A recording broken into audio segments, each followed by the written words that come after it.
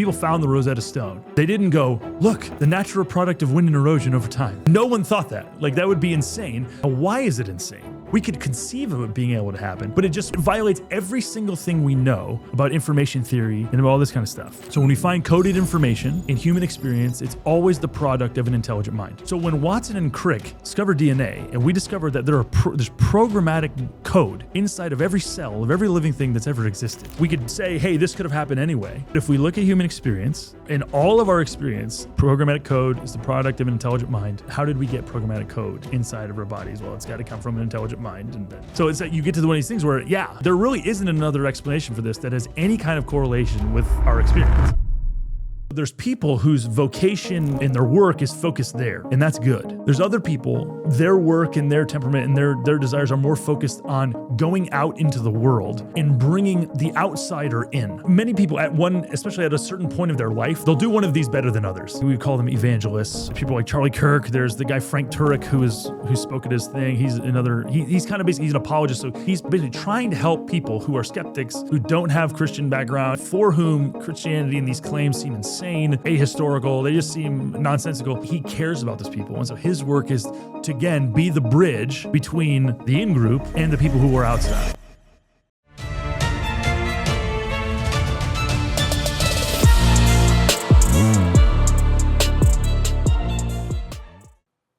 So this is the book. That's the book. Yeah. The Gospel According to Bitcoin, 21 Meditations, Daniel Sherman, and yourself, Jordan Bush, J.M. Bush. Let's just start here. Like, what was the purpose of this book? You were saying it's pretty niche. Yeah, we again, you and I and a bunch of other of our friends wrote a book called Thank God for Bitcoin, which the goal was basically orange pill Christians, help Christians understand why Bitcoin matters and why they need it. And so then at the same time, when we wrote the book, I was a missionary and church planter, pastor living in Uruguay. And so very much have a heart to help people all over the place, but then especially as I got into the Bitcoin community to try to help them understand the value proposition of Jesus. And so very much was thinking from the beginning of doing basically the opposite of what Thank God for Bitcoin did. So the goal of this book is to make the case for Jesus and for Christianity to a people who already grasp and believe in the value proposition of Bitcoin. So we leverage money in Bitcoin in particular to communicate the gospel message. Amazing. Well, that's a very important endeavor. It's fascinating to me that as rational, most Bitcoiners you would think would be on like kind of the rational atheist spectrum, but there does seem to be quite a significant cohort of them turning to religion broadly, but Christianity specifically. Well, I'm excited to talk to you because we always have interesting conversations, and I figured we could just start in the deep end. I will go through some of this book with you later, but straight to the deep end. So the word God. And I've heard God is the word. Yeah, there you go. This is, I think, necessarily the most complex word in all of natural language. I think it's actually the purpose of the word itself. I've heard it said that no matter what you say about God, you're wrong, basically, right? So it's it's like a symbol for all that which cannot be symbolized. The category for all that is beyond categories, et cetera, et cetera. I just want to throw it to you straight to the deep end. How do you define God, or how do you try to define God? Well, and again, this is something we have talked about before is just the nature of language. So a lot of your presuppositions about the nature of language, they come to play when you start thinking about how do I think about God? And so one of the interesting things is just the idea of even the presupposition that language can't be used to describe God. Obviously not exhaustively, but I would argue that language can be used to speak truthfully about God. Of course. And part of that is because, according to I'm sitting here as a Bible believing Christian, one of those people. And so it's one of these things where if you take the narrative of the scriptures, language is a creation of God. And so it is sufficient to communicate the things that God wants to communicate. And so, insofar as that's true, then even though you can't communicate exhaustively all about who God is, you can still speak in true ways, in ways that He would recognize, in ways that He's comfortable with being used to communicate the things that He wants communicated. That doesn't mean, again, there are things that can't be communicated. There are things that are go beyond what words can be used, in the same way that. And again, this isn't something that's crazy unique to God in this sense, because if you were to try to describe your relationship with your wife, there's elements to your relationship with your wife that go way beyond language, that go beyond, there's times where you guys know what each other are thinking, even though you're not speaking. Yeah. And so there is a reality that goes beyond, language that exists and that is real. But yeah, what is God? I mean, I'm a Christian, so God is the creator of everything. He's the creator of us, creator of the world. He's defined what is, what ought to be. He's designed the world for a purpose. He's got something in mind, a mission, a goal, a telos that He's got in mind for the world. The world is going somewhere. And so his will is aligned with that, and his actions in history and the way that He's revealed Himself in the scriptures reveal what He's like, what He wants, and why to a large extent. So that, And then if we want to go even further than that, I would say Jesus. Jesus is God. Right. Jesus is God who took on flesh to do some things that. Yeah, couldn't have been done otherwise. So before we get into the Trinity, which is another complex aspect of God, we'll try to stick with just the God. I've seen the Trinity as like it's the Father, the Son, and the Holy Ghost. Yep. They all are God, but God is not any of the three, right? So it's they're not each other. Yeah. They're not each other. So it's paradoxical. I'm trying to initially in the deep end talk about the God that's in the middle there. Okay. Yep. That's not any of the three. Yep. And I largely agree with the spirit and principle of the things that you have to say. I do not describe myself as a Bible believing Christian. I take the Bible very seriously. I study it seriously. I have found for me personally, though, that when I identify that way, that it comes with a certain set of expectations that I don't meet, and I don't, so I'm a little bit more philosophically inclined towards the Bible, but in a very serious way, right? Like it's embodied philosophy. When pressed, I describe myself as a disciple of Christ, right? I want to imitate Him. I want to hold Him as my highest moral exemplar.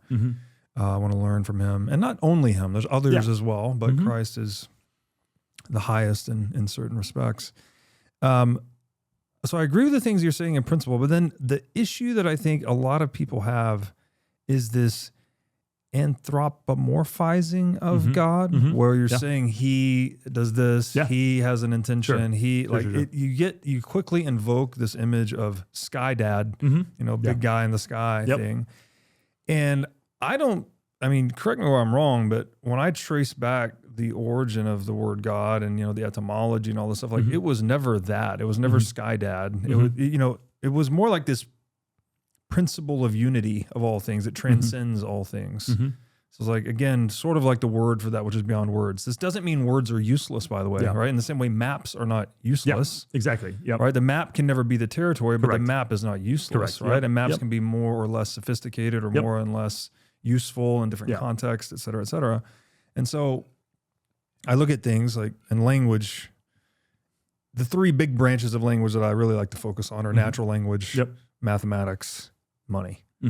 I think they all kind of serve, different maps to different territories. But let's just stick with the anthropomorphic view of God as Sky Dad. Why, how is it accurate to say that? And then if not, how can people reformulate an interpretation of God that's perhaps more in line with secular, rational atheist viewpoints? Well, the question I would have is, how do we know any of this? Sure. And so some of this comes down to, just epistemology. How do we know anything? What is the standard by which we know anything? And so the Christian, the ultimate Christian, obviously we could go into a whole bunch of different ways, but at the end of the day, how do we know anything? And the Christian would say it's because God has revealed it to us, you know? And so in terms of what we're going to quickly get to is, well, what does it mean to be human?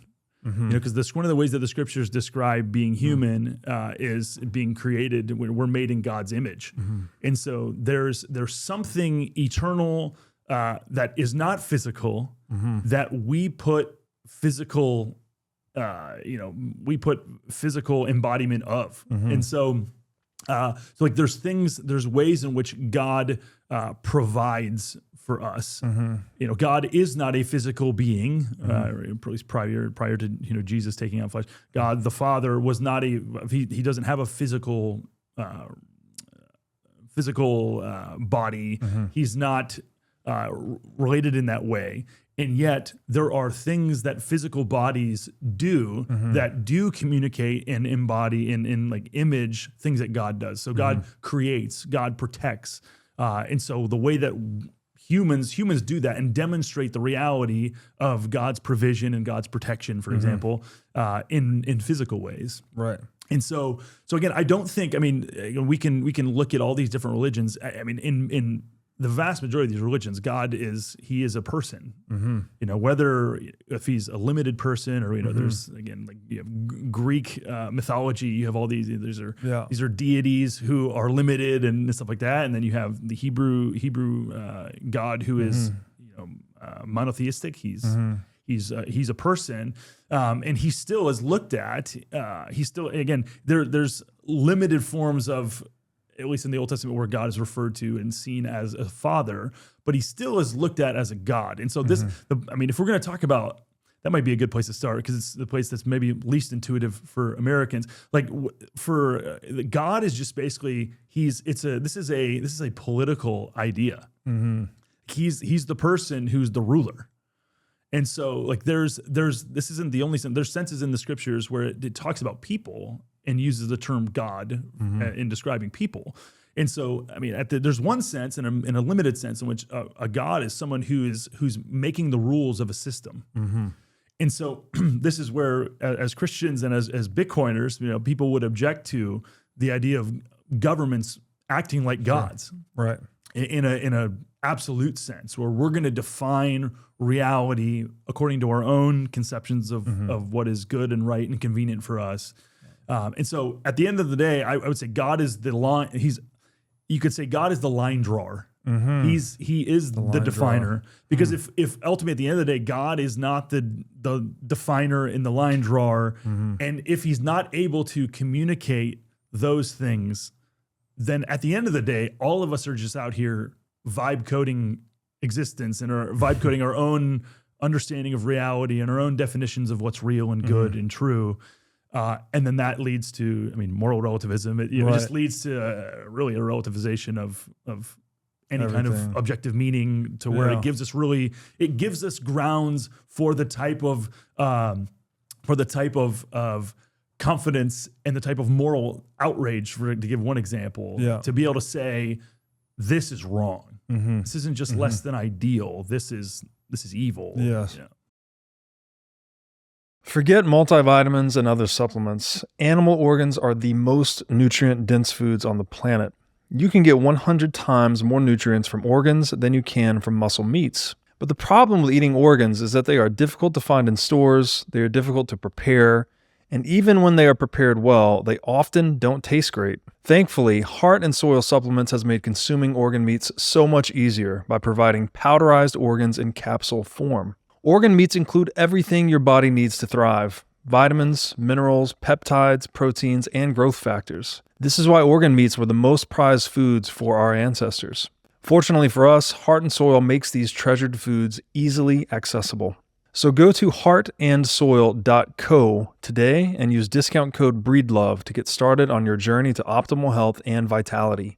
Again, that's heartandsoil.co, discount code BREEDLOVE. Would you rather have 1 Bitcoin today or 2 Bitcoin a few years from now? Bitcoin mining is a tried and true strategy for accumulating Bitcoin. Over a 2 to 4 year time frame, successful miners have consistently accumulated more Bitcoin than they otherwise would with a traditional dollar cost average strategy. Blockware mining as a service enables you to start mining Bitcoin from your laptop. Blockware handles everything from securing the miners to sourcing low-cost power to configuring the mining pool. They do it all. Plus, with Blockware's one-of-a-kind mining marketplace, you can buy and sell live Bitcoin miners with just a few keystrokes. In this marketplace, buyers get to purchase live machines at vetted facilities, enabling them to mine with zero lead time. And sellers get the opportunity to liquidate their machines and hosting contracts at will. This means you can mine Bitcoin with zero long-term commitment and high liquidity on your mining rigs. Blockware will even cover your energy bill for 1 week per mining rig when you sign up at mining.blockwaresolutions.com/breedlove. Again, that's 1 free week of Bitcoin mining at mining.blockwaresolutions.com/breedlove. And on top of this offer, you can also use code BREEDLOVE to get $100 off your first mining rig with Blockware Solutions. That's fast. Okay, so let's run with that. I like that. God Question the questions. Yeah. God is the line drawer. Again, the map and the territory metaphor I think is very useful for me and trying to deal with all of the languages, natural language, mathematics, money. A way that I've conceptualized God, and again, just to caveat all these things, no matter what you say about God, you're wrong, right? So even, the conception of God is actually different than God because well, no matter what words, you can't contain God in words fully, right? Well, so far as we know, I don't know, maybe there is the true name of God that none of us can know. I know in Islam, they have 99 names for God and there's one true name and you know, this whole thing. But for us in English in 2025, the idea that if you have a map, anything you're going to add to that map, right? You have to go beyond the map to chart the new territory to then add it to the map, right? And so that boundary condition, which you said where we draw the lines, right? The defining limiting principles of the map itself. Beyond that, where it's like territory minus map equals God, something like that, right? It's like all the unmapped territory. And now when you take that metaphor into ontological reality, it's like, well, the territory is infinitely complex, right? You can't, it's irreducibly complex. It's combinatorially explosive, you know, like a game of chess has more possibilities than all the atoms in the universe. You know, that's just one game of chess. And that's just one game. And that's just one time. And like, so just, it's this territory that's beyond, it's unmappable, right? So no matter how much language, mathematics, money we throw at it, we're never going to fully get a totalitarian, totalized encapsulation of it. It's not possible. Therefore, God is like so essential, right? It's this declaration of humility in a way. It's like, hey, here is this word that we always know that is the highest and most important word, but it represents all that is beyond words or beyond symbols. And so maybe that relates to your idea too of God being, he's at the top of the hierarchy, right? Because I've heard Jordan Peterson define him that way, that God is that which is at the top of a hierarchy, basically. It doesn't have to be a person per se, but you're saying it's a person. I've heard Jonathan Pajot say it's not a person, but it's more like a communion of persons. Yes, and so we would agree there. Okay. So again, this is where Trinity comes into play. So God, so there's 3 members of the Trinity: a Father, Son, and Holy Spirit, and so they are united in their goal. Like they are God. They are fulfilling and carrying out different aspects of God's will and God's plan. There are 3 aspects of God. So and like this is a whole big. There's been councils and book and trying to figure out how do we map out what is like how to talk about these people who are 3, one God and 3 persons. You know, this is even then they're still seen as persons, right? This is the way that they're described. And so you know they share a will, but the way that, and so this is, you have to define like, what does that mean? But like one of the things that you see is, I mean, Jesus, when he's on earth, okay, he's claiming to be God. People try to take up stones to stone him at one point because they realize he's making himself out to be God. And so this happens where they are God, or, Jesus is God. He's trying to do these things, but it is this tricky thing of how do we talk about this? Mm-hmm. And so there's people who can get caught up in so much of the minutia of like what this means, or you can see this as okay, this is obviously describing something that at an exhaustive level could take all of human history, all of our energy, all of our time to try to communicate this. But in the same way that you mentioned, like if someone asked me, how do I get to, let's assume for a minute that this way would be west. Okay, I don't know related to where we are. But if someone said, how do I get to California? You're actually spot on. Oh, is it? Really? Okay, cool. No, that is west. So if somebody said to me, how do I get to California? Okay. We could, again, using your illustration of a map, we could say, hey, you're going to get on this road. You could give an exhaustive map.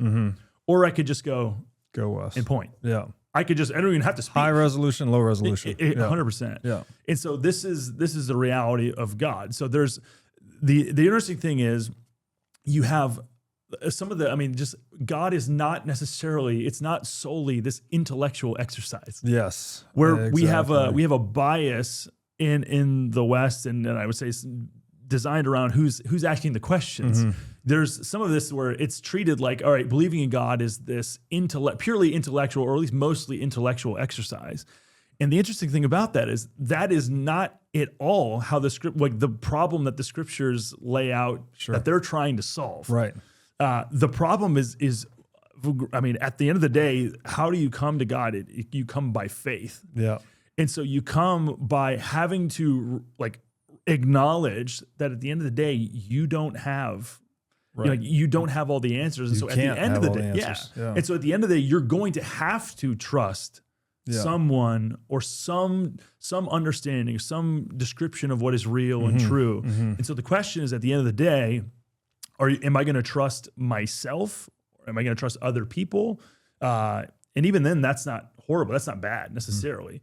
But at the end of the day, am I going to trust God? And so again, that presumes that God, who, if he's able to make everything, is also able to reveal himself in a meaningful and true way, even if it's not an exhaustive way. Yeah. And so, Okay. No, that's good. And, so again, at the beginning of John, it says, in the beginning was the Word, the Word was God, and the Word was with God. But the Word actually translates from the Logos, right? So we're saying that God is the Logos, which is the Logos is a very deep idea. This idea of, and it also kind of crosses the chasm between natural language and mathematics, because the Logos also translates as ratio, right? So I've become very fascinated with metaphors in natural language and ratios in mathematics.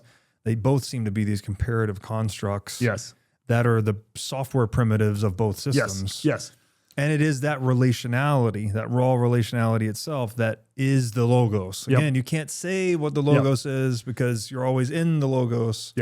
But it's not, as you said, it's not this intellectual exercise. It's that which makes intelligibility possible. Right? It precedes intelligibility itself. It's preconceptual, pre-intellectual. In that sense, and as you said, you come to God through faith. I think it's much more closely aligned to human action, ultimately, right? And that you, in every, Mises says this in Human Action, right? That no matter what you do, you can never know that your intention will become your outcome. Actually, most often it's not the case, right? You try to build a business, or you try to shoot the 3-point shot, or whatever the thing is. Most of the time you miss, right? It's mostly a process of error correction. And so this idea that, missing the mark, right? Goes straight into what we are, right? We are aiming creatures. We're on paths of goal-directed action. We often miss. We need forgiveness. We need mercy and grace and all these things to recover and learn.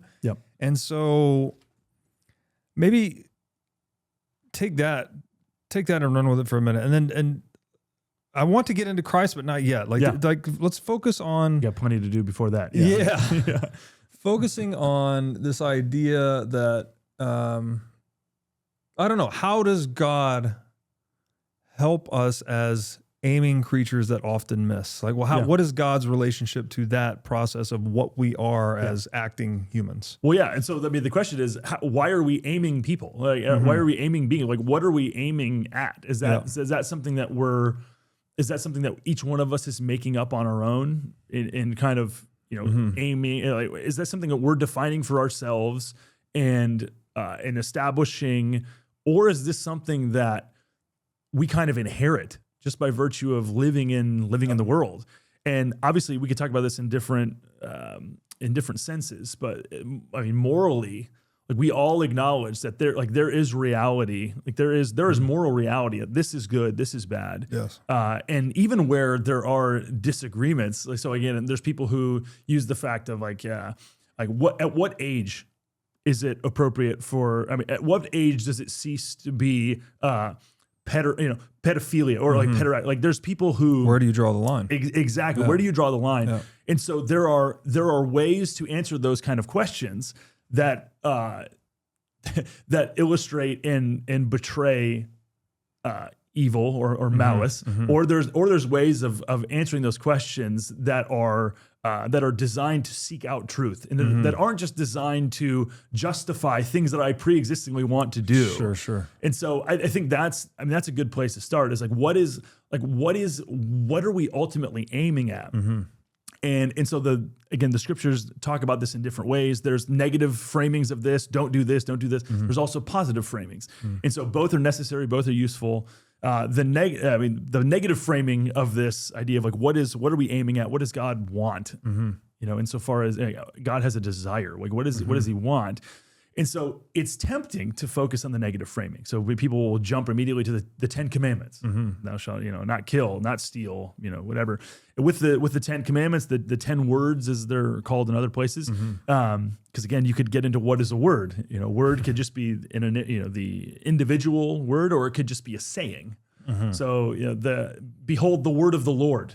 It wasn't just God goes the. Yeah. It's like no. God gives a discourse, and that's a word, a saying. Right. And so what is God trying to do? So the negative framing, you could say, don't do these things. That's helpful. Just like if you have kids, you have to give them negative framing. Don't do this. You're defining the parameters. Yeah. You're drawing the map. Drawing the lines. Yeah. But there's something that's insufficient at the end of the day. You need a positive framing. And so the scriptures, both in the Old Testament and the New Testament, they give a positive framing. And so the framing is love the Lord your God with all your heart, soul, mind, and strength, and love your neighbor as yourself.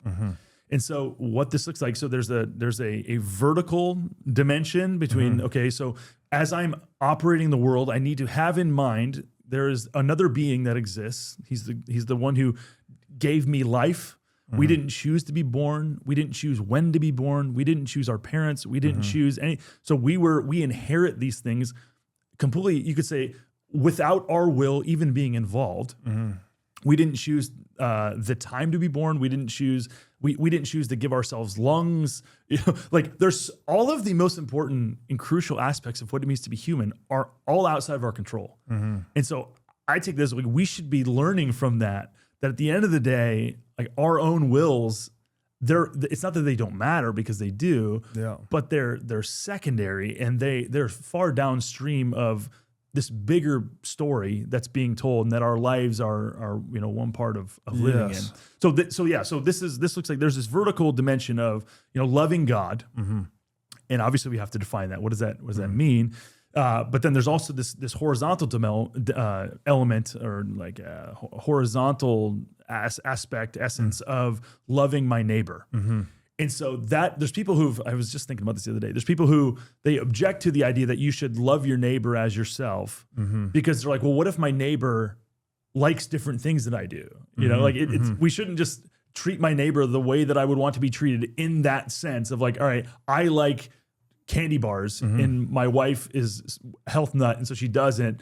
And so loving my neighbor as myself doesn't look like me then, because I like candy bars, giving my wife a candy bar. That's not what's being described there. It's basically saying I want to act in such a way, orient myself and my action, my desire in such a way as I am pursuing the betterment of my wife. I'm pursuing honoring her. I'm pursuing honoring those around me, not acting in such a way as to get one over on other people. Right. And in the same sense, I also want to loving God looks like, all right, I want to acknowledge who he is. I want to acknowledge his role and the fact that he actually gave me life. I live in a world that I didn't create. I didn't draw the parameters on. And so So loving him looks like, first of all, it looks like acknowledging him. Mm-hmm. And this is actually laid out explicitly in the book of Romans chapter 1. He basically says, the Apostle Paul is writing, and he says, the nature of sin, the nature of missing the mark is refusing to acknowledge him or be grateful. Mm-hmm. And so this is, I mean, at the end of the day, like this is, you could describe this is what it means to sin, is to fail to acknowledge his role, who he is. Right. And then to fail to be grateful for what we have, because again, you can have there's people who have awful lives in many senses. They've had parents who treated them awfully, or spouses who treated them horrendously, or they have physical weaknesses, or things that have gone wrong. And at the end of the day, even though all those things can be true and can be, we can sympathize with those things, and we ought to care and exercise a level of a specific level, in some cases, a greater level of patience and sympathy and kindness with people depending on their life circumstances. At the end of the day, all of us, no matter what your life looks like, you have tremendous reason to be grateful. And so this is, I can't remember who this was who talked about, like, the problem for the atheists is that when they feel gratitude, but they have no one to to show it to, Yeah. And so, and again, that's not funny, yeah. not purely true, because again, all of us there's human representatives, Right. targets who we could demonstrate gratefulness for. But so again, this is the positive framing, is what it means what God wants us to do is live in the world in such a way that embodies him. We are kind of like secondary actors. We're carrying out his will, but then also that carrying out his will as it relates to him, but then also carrying out his will as it relates to others. So that would be one limited but true way to describe what God's after. It reminds me too, and I don't know if this has been explicitly said or not, but another way that I found useful to conceptualize God is as the amalgam of the three transcendentals, the good, the beautiful, and the true. Yep. Right. So the good is the thing that, well, as you said, like, we're aiming at the betterment of something. Yep.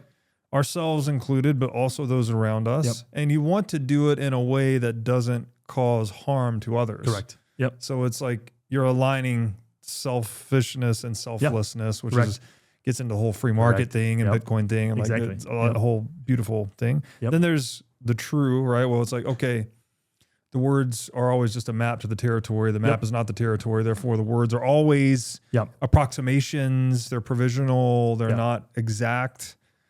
But, there's an intentionality behind words, right? Correct. You can use them to willingly deceive. Correct. Yep. Or, as you said, you could point west to California. It's like, well, you didn't tell you didn't map it out in detail, but you also didn't lie. Right? You told the truth. Yes. So there's that. And then the beautiful, I don't know, I guess that's the thing that's like, where the poets go, right? Yeah. It's like everything that's beyond words is like, it's just, what is beauty? What beauty, I heard defined in philosophy as when appearances reveal truth. Which is an interesting thing. So what is it? So it's not an intellectual exercise. There's this transcendentalism to God, clearly. Then we have to go below just our propositional layer of knowing into the procedural, the participatory, the perspectival, to use Vervaeke's terms. Is this where we bring in Christ? Like, why did the word have to become flesh? Yeah.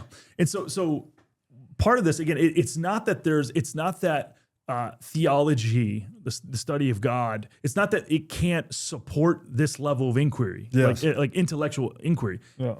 If you go throughout history, the people who built our civilization, like most of these people in the United States, at least, the vast majority of them were Bible-believing Christians. Yeah. Then even beyond that, like there were people, Galileo, like a lot of these people, they were Christians. They believed, and even if they weren't Christians in the perfect sense of the word, like there were definitely people who believed in God. Yeah. People who shaped the world and found and discovered and based their work. And their work was premised upon an understanding of the universe that was prefaced upon the fact that it was made by God and thus intelligible and all these kind of things. Like this is just the world we live in. Yeah. Like it's the idea that this secular this whole idea that this is how we've arrived here. This is a modern. This is relatively new. This whole conception, like you haven't. we haven't been able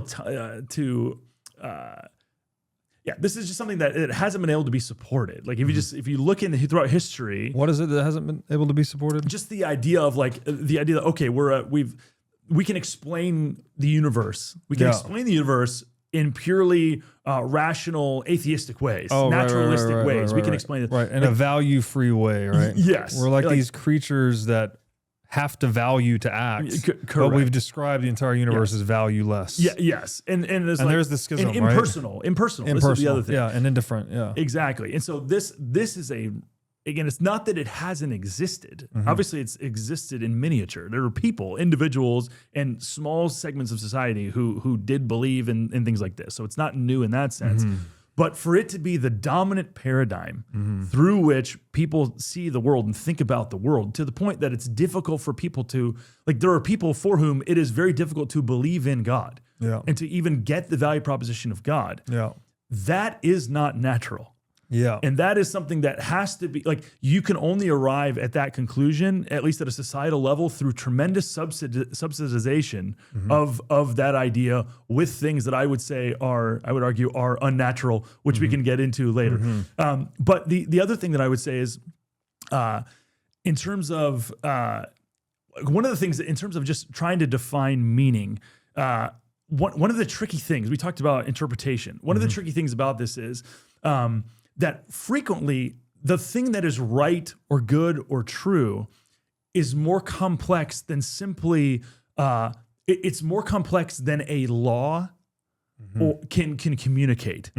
So for example, the example that I go to all the time as of late is in the book of Proverbs. Proverbs it's a book of wisdom. It's written by a father to his son, trying to help his son figure out how to operate and live in the world. And so Proverbs 26 verses 4 and 5 say this. It says, and I can't remember which order this is, but it says, talking about how to answer a fool. Okay, so you're out in the world, you're operating, you have this guy who's just an utter fool. So it says in verse 4, it says, answer a fool according to his folly, lest he be wise in his own eyes. Okay? So imagine you come upon a fool and you're trying to figure out, how do I answer this fool? What do I do? And you're like, okay, answer a fool. So you'd be tempted to then begin to close your Bible and say, thank you, God, for communicating in just crystal clear terms how to answer this person. As you're preparing to close your Bible, your eyes fall on verse 5, where it says, don't answer a fool according to his folly, lest you be like him yourself. And so then you're sitting here like, well, wait, so how do I respond to this person? Mixed signals. I'm getting mixed signals. And it's not, and this is what impacted me, was it's not just mixed signals. It's saying in those verses, it's saying that the very thing that would connotate wisdom and the right thing to do in one circumstances can actually be the exact opposite of what it would require in other situations. Exactly. And so what you ought to take away from that is there's the irreducible complexity. I wouldn't say it's irreducible. I would say it's because people are different. The reality is, how do you square this circle? There's multiple types of fools. And there's multiple types of circumstances that would dictate doing one thing over another. This is one reason why Christians and theists throughout time have been able to stand up, as one example, against totalitarian governments. Because at the end of the day, if there is no God above the state, then the state is God. Sure. And so all throughout the scriptures, you see, for example, you have the Hebrew midwives in the famous example prior to the Exodus, where Pharaoh goes to these midwives and says, hey, the Hebrew women are reproducing. They're having tons of kids. They could potentially ally with some of our enemies and take us over. So Pharaoh goes to them and says, hey, I'm telling you to kill these children as they're coming out. So how do the Hebrew midwives respond? They say, hey, Pharaoh, we keep showing up at these births, and these Hebrew women, they give birth quicker than these Egyptian women, and so we're not arriving there in time to kill them. So they're lying. Okay, in one sense they're lying, in another sense they're not lying, because Pharaoh is calling them to wield truth as a weapon against the innocent. I see. And so this is a real thing. So when it comes down to truth, to goodness, and how to apply these things, it's not just as simple as, look, we have this written down here. Right. We have this, objective thing that's written down here. Just following orders. Exactly. The orders aren't good enough because they're in the Christian conception, there there's a bigger picture Yes. goal, this loving God and loving your neighbor, at times will require you to do things that don't look like loving God or loving your neighbor. They might be more, they might look more complex. And so sometimes, again, we're sitting here recording about 12 days after the death of, Charlie Kirk, who, again, even if you don't agree with everything the guy does, which who do you agree with everything that they say or do? But this is somebody who told people things that they didn't want to hear. Yeah. And was ultimately killed because he told people things that they didn't want to hear. Yeah. Even if there's a really compelling argument to be made that in at least the vast majority of these cases, what motivated him was care for the individual and care for society more broadly. So again, I think that this is we get to the point quickly where law isn't sufficient. Yeah. We need, truth has to be embodied. Yes. Okay. And so this could get us to Christ. Into action, into Christ. Yeah. Bitcoin custody is evolving. Onramp is pioneering a new model, multi-institution custody, which eliminates single points of failure and adds fault tolerance to your setup. With Onramp's multi-institution custody, your funds are auditable on-chain, cannot be rehypothecated, and can only be moved with your explicit direction. Multi-institution custody simplifies private key management, providing unparalleled peace of mind for you and your loved ones. Onramp also helps you seamlessly tap into financial services like trading, inheritance, loans, and more, all without compromising on accessibility. So schedule a consultation with the Onramp team today to learn more at onrampbitcoin.com/breedlove. Again, that's onrampbitcoin.com/breedlove. One of my highest health priorities is keeping my brain in top shape. To take care of my brain power, I do many things, such as striving to read, write, exercise, and meditate daily. One of the latest tools in my brain power toolkit is MindLab Pro. MindLab Pro is a nootropic supplement that is scientifically proven to enhance your brain power. When I take MindLab Pro, my mind feels like it has a better grip on the world, my thinking is more lucid, and the articulation of my speech is radically improved. MindLab Pro has been tested in rigorous, double-blind, placebo-controlled human trials and has been proven to enhance brain power for users in every age group. MindLab Pro is an advanced formulation of 11 nootropic ingredients and is backed by research from over 1,400 human trials conducted over the past 32 years. So if you're looking to enhance your brain power, MindLab Pro is an excellent solution. Go to mindlabpro.com/breedlove to start enhancing your brain power today. Again, that's mindlabpro.com/breedlove.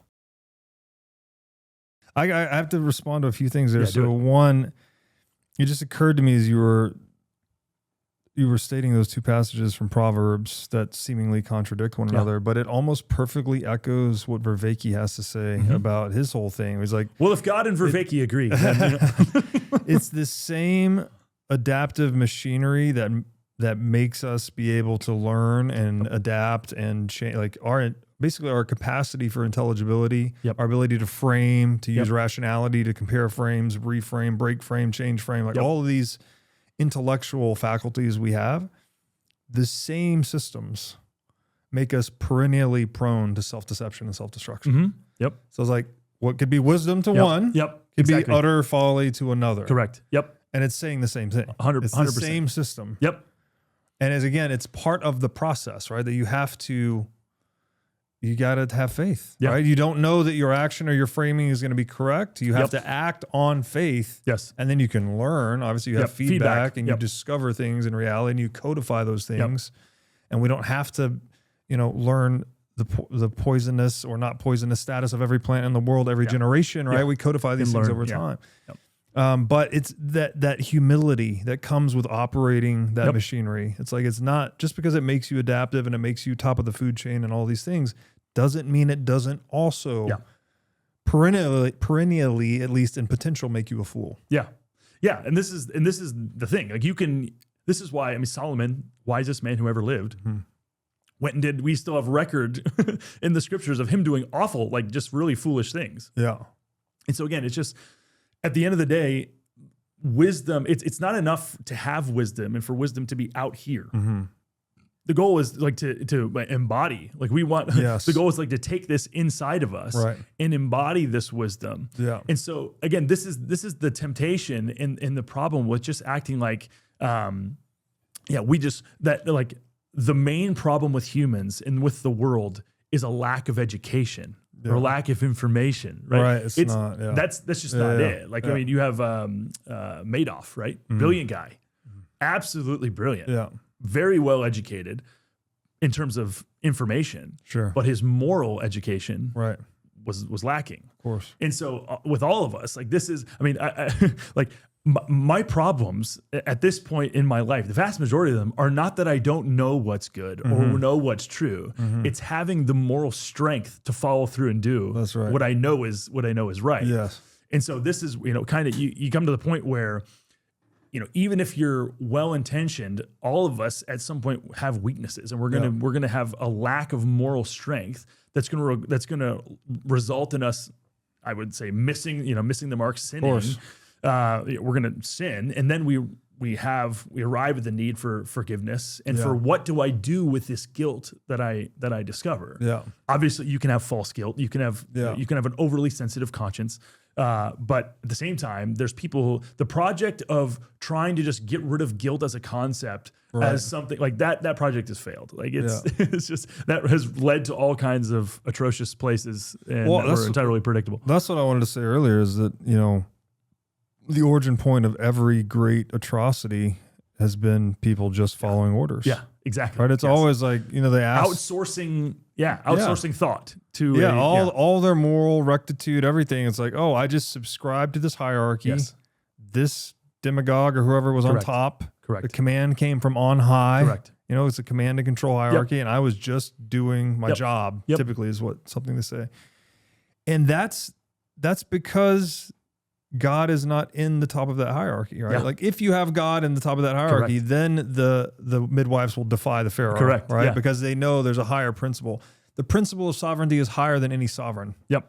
Exactly. Something like that. And that's to me the practical utility of what it means to believe in God, even though I don't like the word believe because it sounds conceptual. Yeah. It's an embodied belief, but it's the recognition that you are a center of the universe and that you have a duty to your species that goes above any command and control hierarchy that can possibly exist. So God is at the top of every hierarchy. Yes. No matter what hierarchy we arrange ourselves in. Yep. So that's not an adult fairy tale. That's not, it's make believe. It's like it's this practical utility of humility. Correct. Correct. Exactly. Recognition that hierarchies exist. Yes. They exist. And if you go back far enough, you're going to find somebody who's at the top of that hierarchy. Yeah. And if at the end of the day you have, and if Donald Trump is the ultimate, first of all, you're going to be very confused because he changed his mind quite a bit. But like if a human who, no matter how powerful they are, they're still weak and needy. Still sinful and fallen. Exactly. Yeah. And so at the end of the day, if you're the ultimate person at the top of your hierarchy is somebody who's needy. Yeah. And again, especially if they're government, like a government can just take, like governments don't provide, right? They need their citizens. Yeah. And so again, this is where the difference would come is like, at the end of the day, and this is where sometimes, like at some point, the character of who your God is. This is why all gods aren't created equal, because all gods are people act like they're all the same, but they actually have profound differences in terms of how they see and think about different elements of reality in the world. So the example that I always go to is within Islam. Islam, they basically treat. Like sin doesn't need to be paid for in Islam. Allah can just forgive sins. He can papally declare sins are forgiven. And so this is why Islam objects to the idea that Jesus had to die on the cross. They're just like, that's not necessary in their framework and conception of what God is like. In the Christian framework and conception, it's the soul that sins must die. Yeah. Like sowing leads to reaping. The wages of sin are death. The wages of sin. And again, this isn't I love all these monetary metaphors, by the way. 100%. It's very important. Well, this is why I think, and we get into this whole thing, this is why I think that what I do for a living is actually important. Yes, said everyone ever. But yeah, I really do think, the scriptures talk at length, to great depth, about describing truth and describing reality in monetary ways. Yes. And so if you don't understand this baseline monetary reality, then you're going to be limited in your understanding of what he's trying to communicate. Yes. So I mean, at the end of the day, if you're God, like in the Christian conception, God requires, like, the soul that sins must die, sowing leads to reaping. This is just an acknowledgement. This is just a recognition. This isn't some God being hard ass or something. This is just the way that the world works. And so at the end of the day, if you're God, like God, he requires sowing and reaping. The crazy thing about the Christian God is he recognizes there's a problem that can't be solved without the shedding of blood. But this God looks at his enemies and loves them so much that he squares that circle, or closes that circle by sending his own son.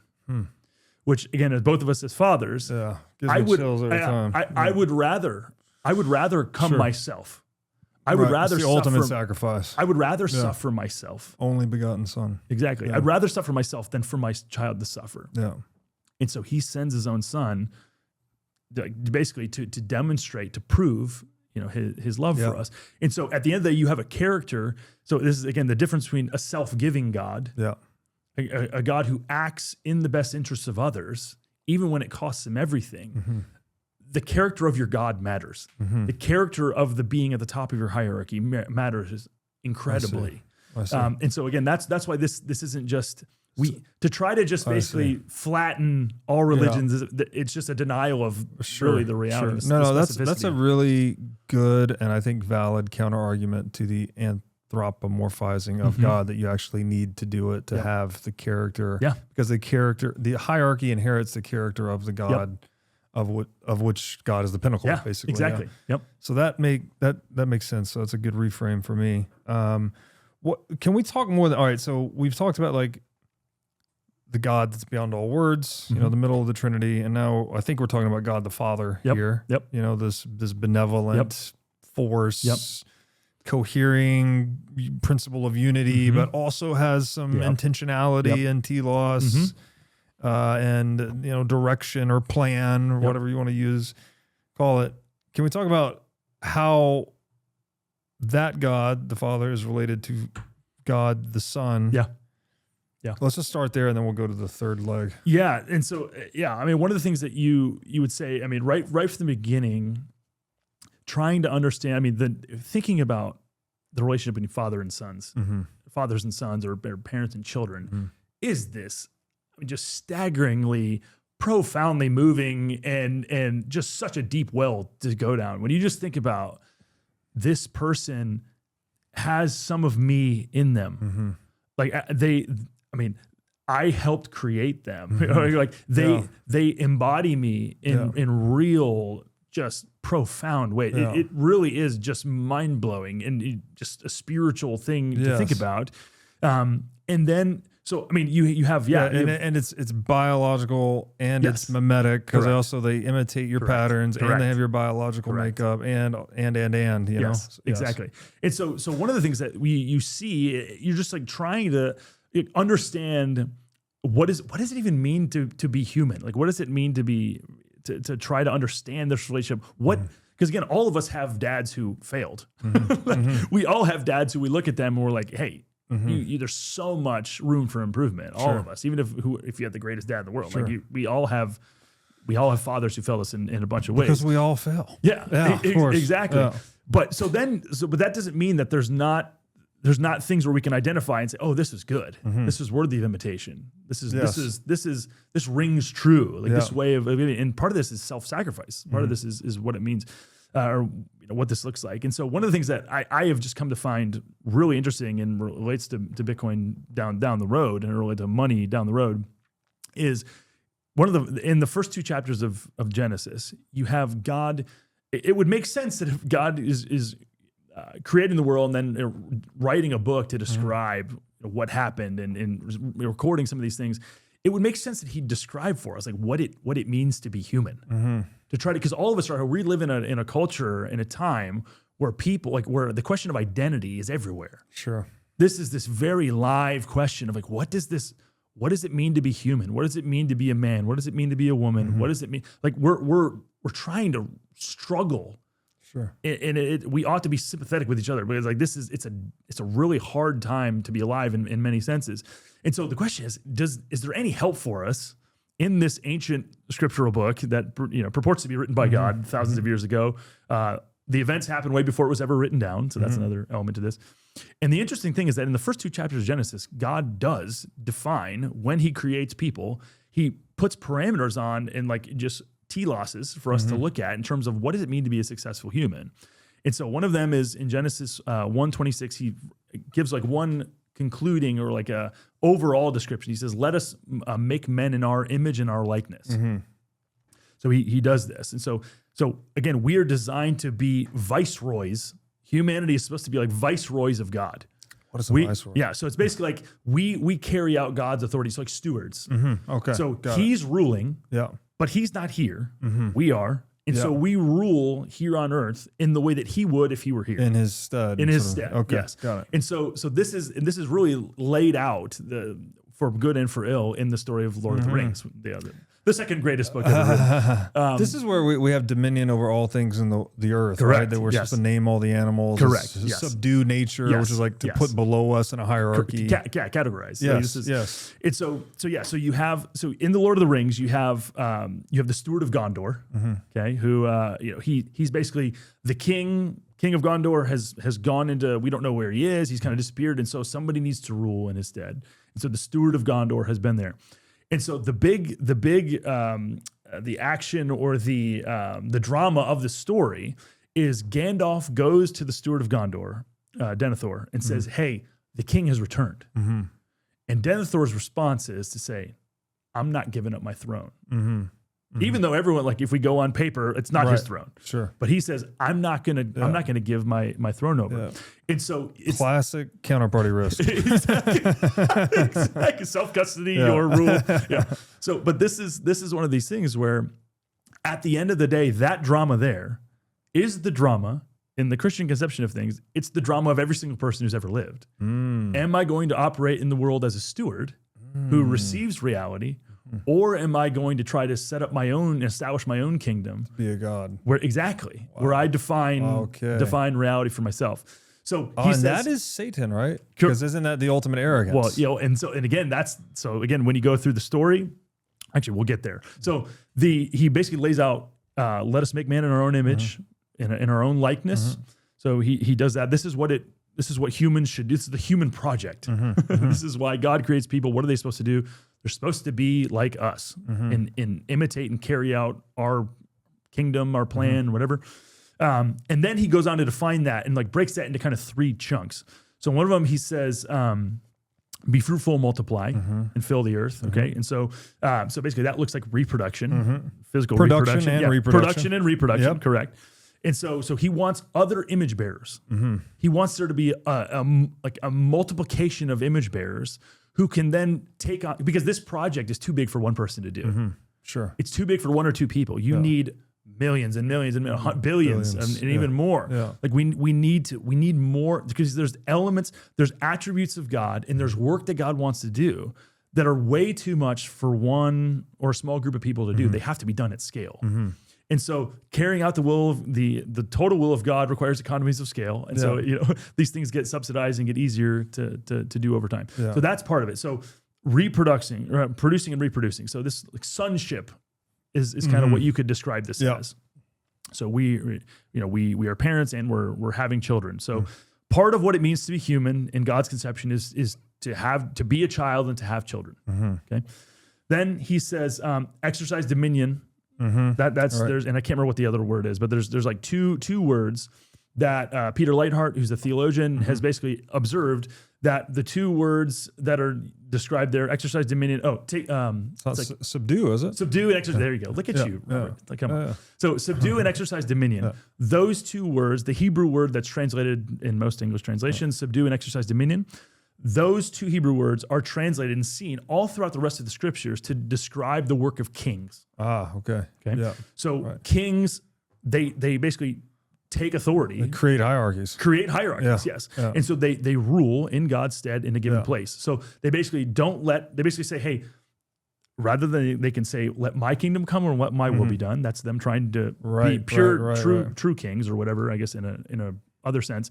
Or they can say, hey, my authority is a mediated authority. Yes.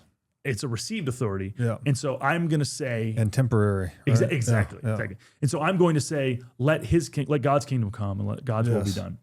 So we have sonship, we have kingship or rule to another sense. And then in chapter 2 of Genesis, you see God creates Adam and Eve. He puts them in a garden, and he basically tells them to guard and keep the garden.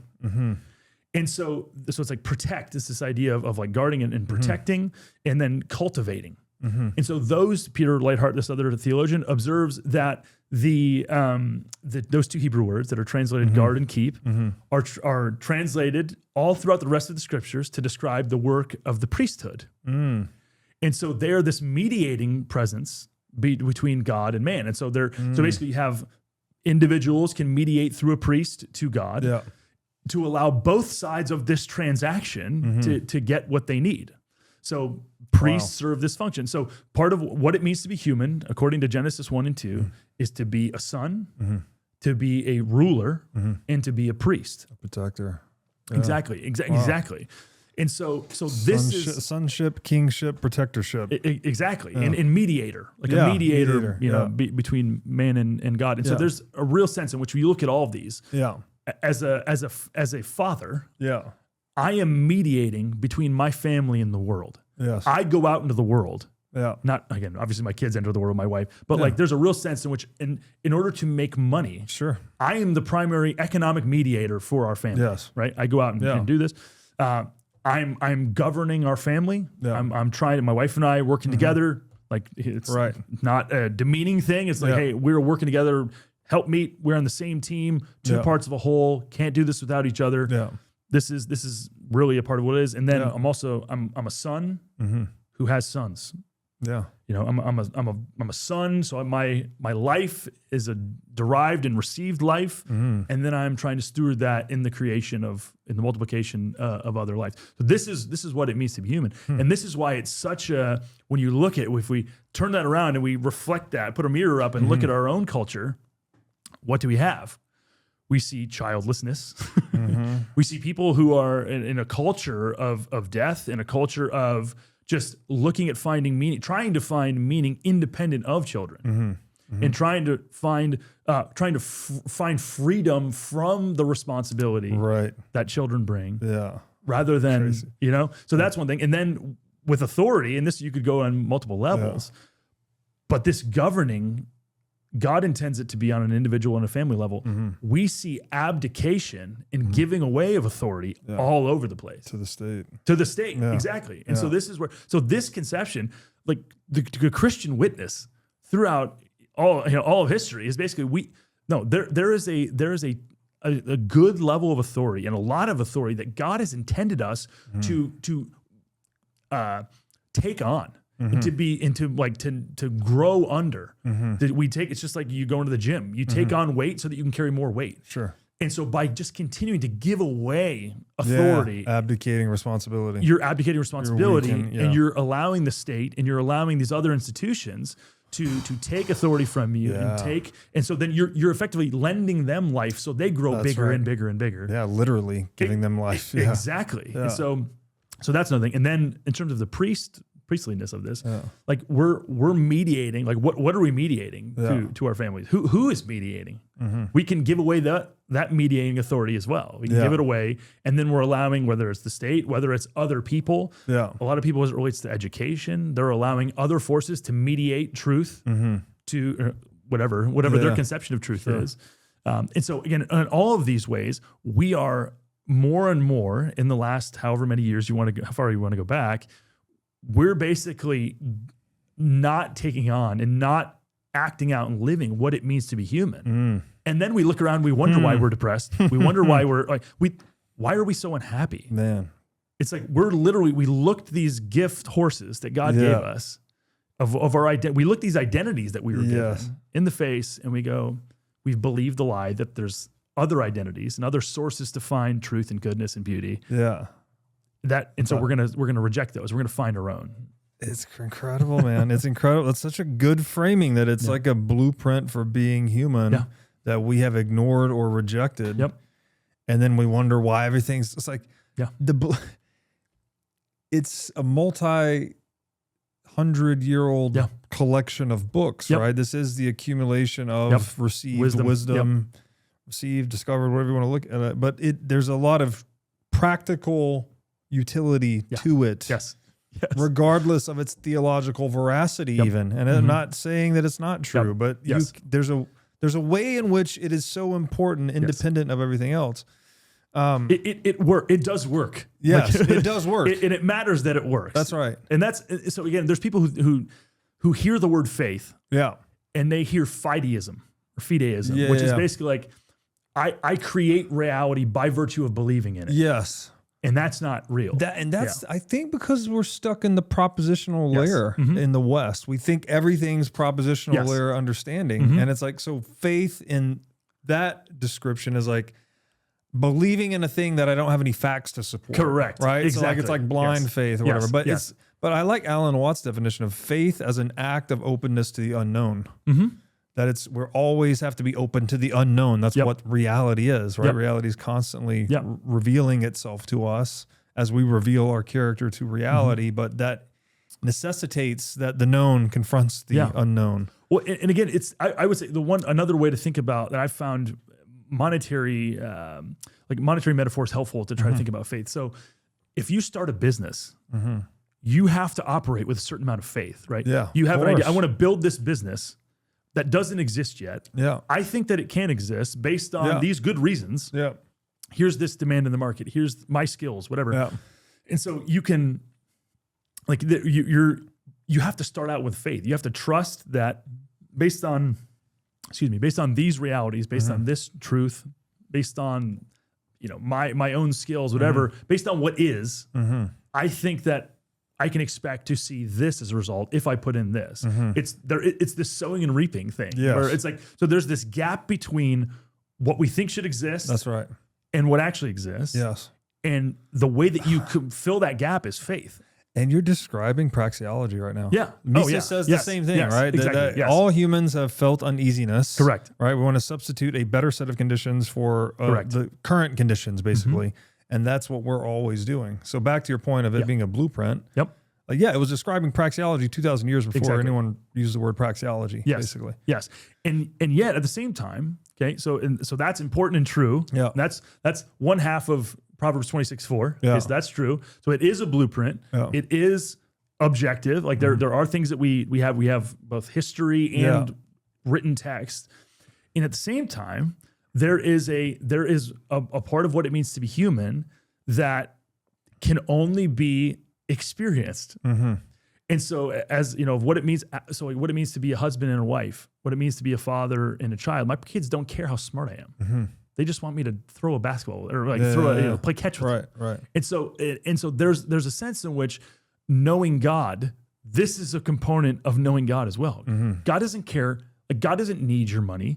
God doesn't need your talent, all these things. He uses them. But like at the end of the day, in the same way as like it wouldn't be, there's no substitute for my wife isn't impressed when I say to my wife, hey, look at this cool podcast. I get to go on Robert's podcast, I get to do all these things. They don't care about the podcast. They don't care about the podcast. They want you. Yeah.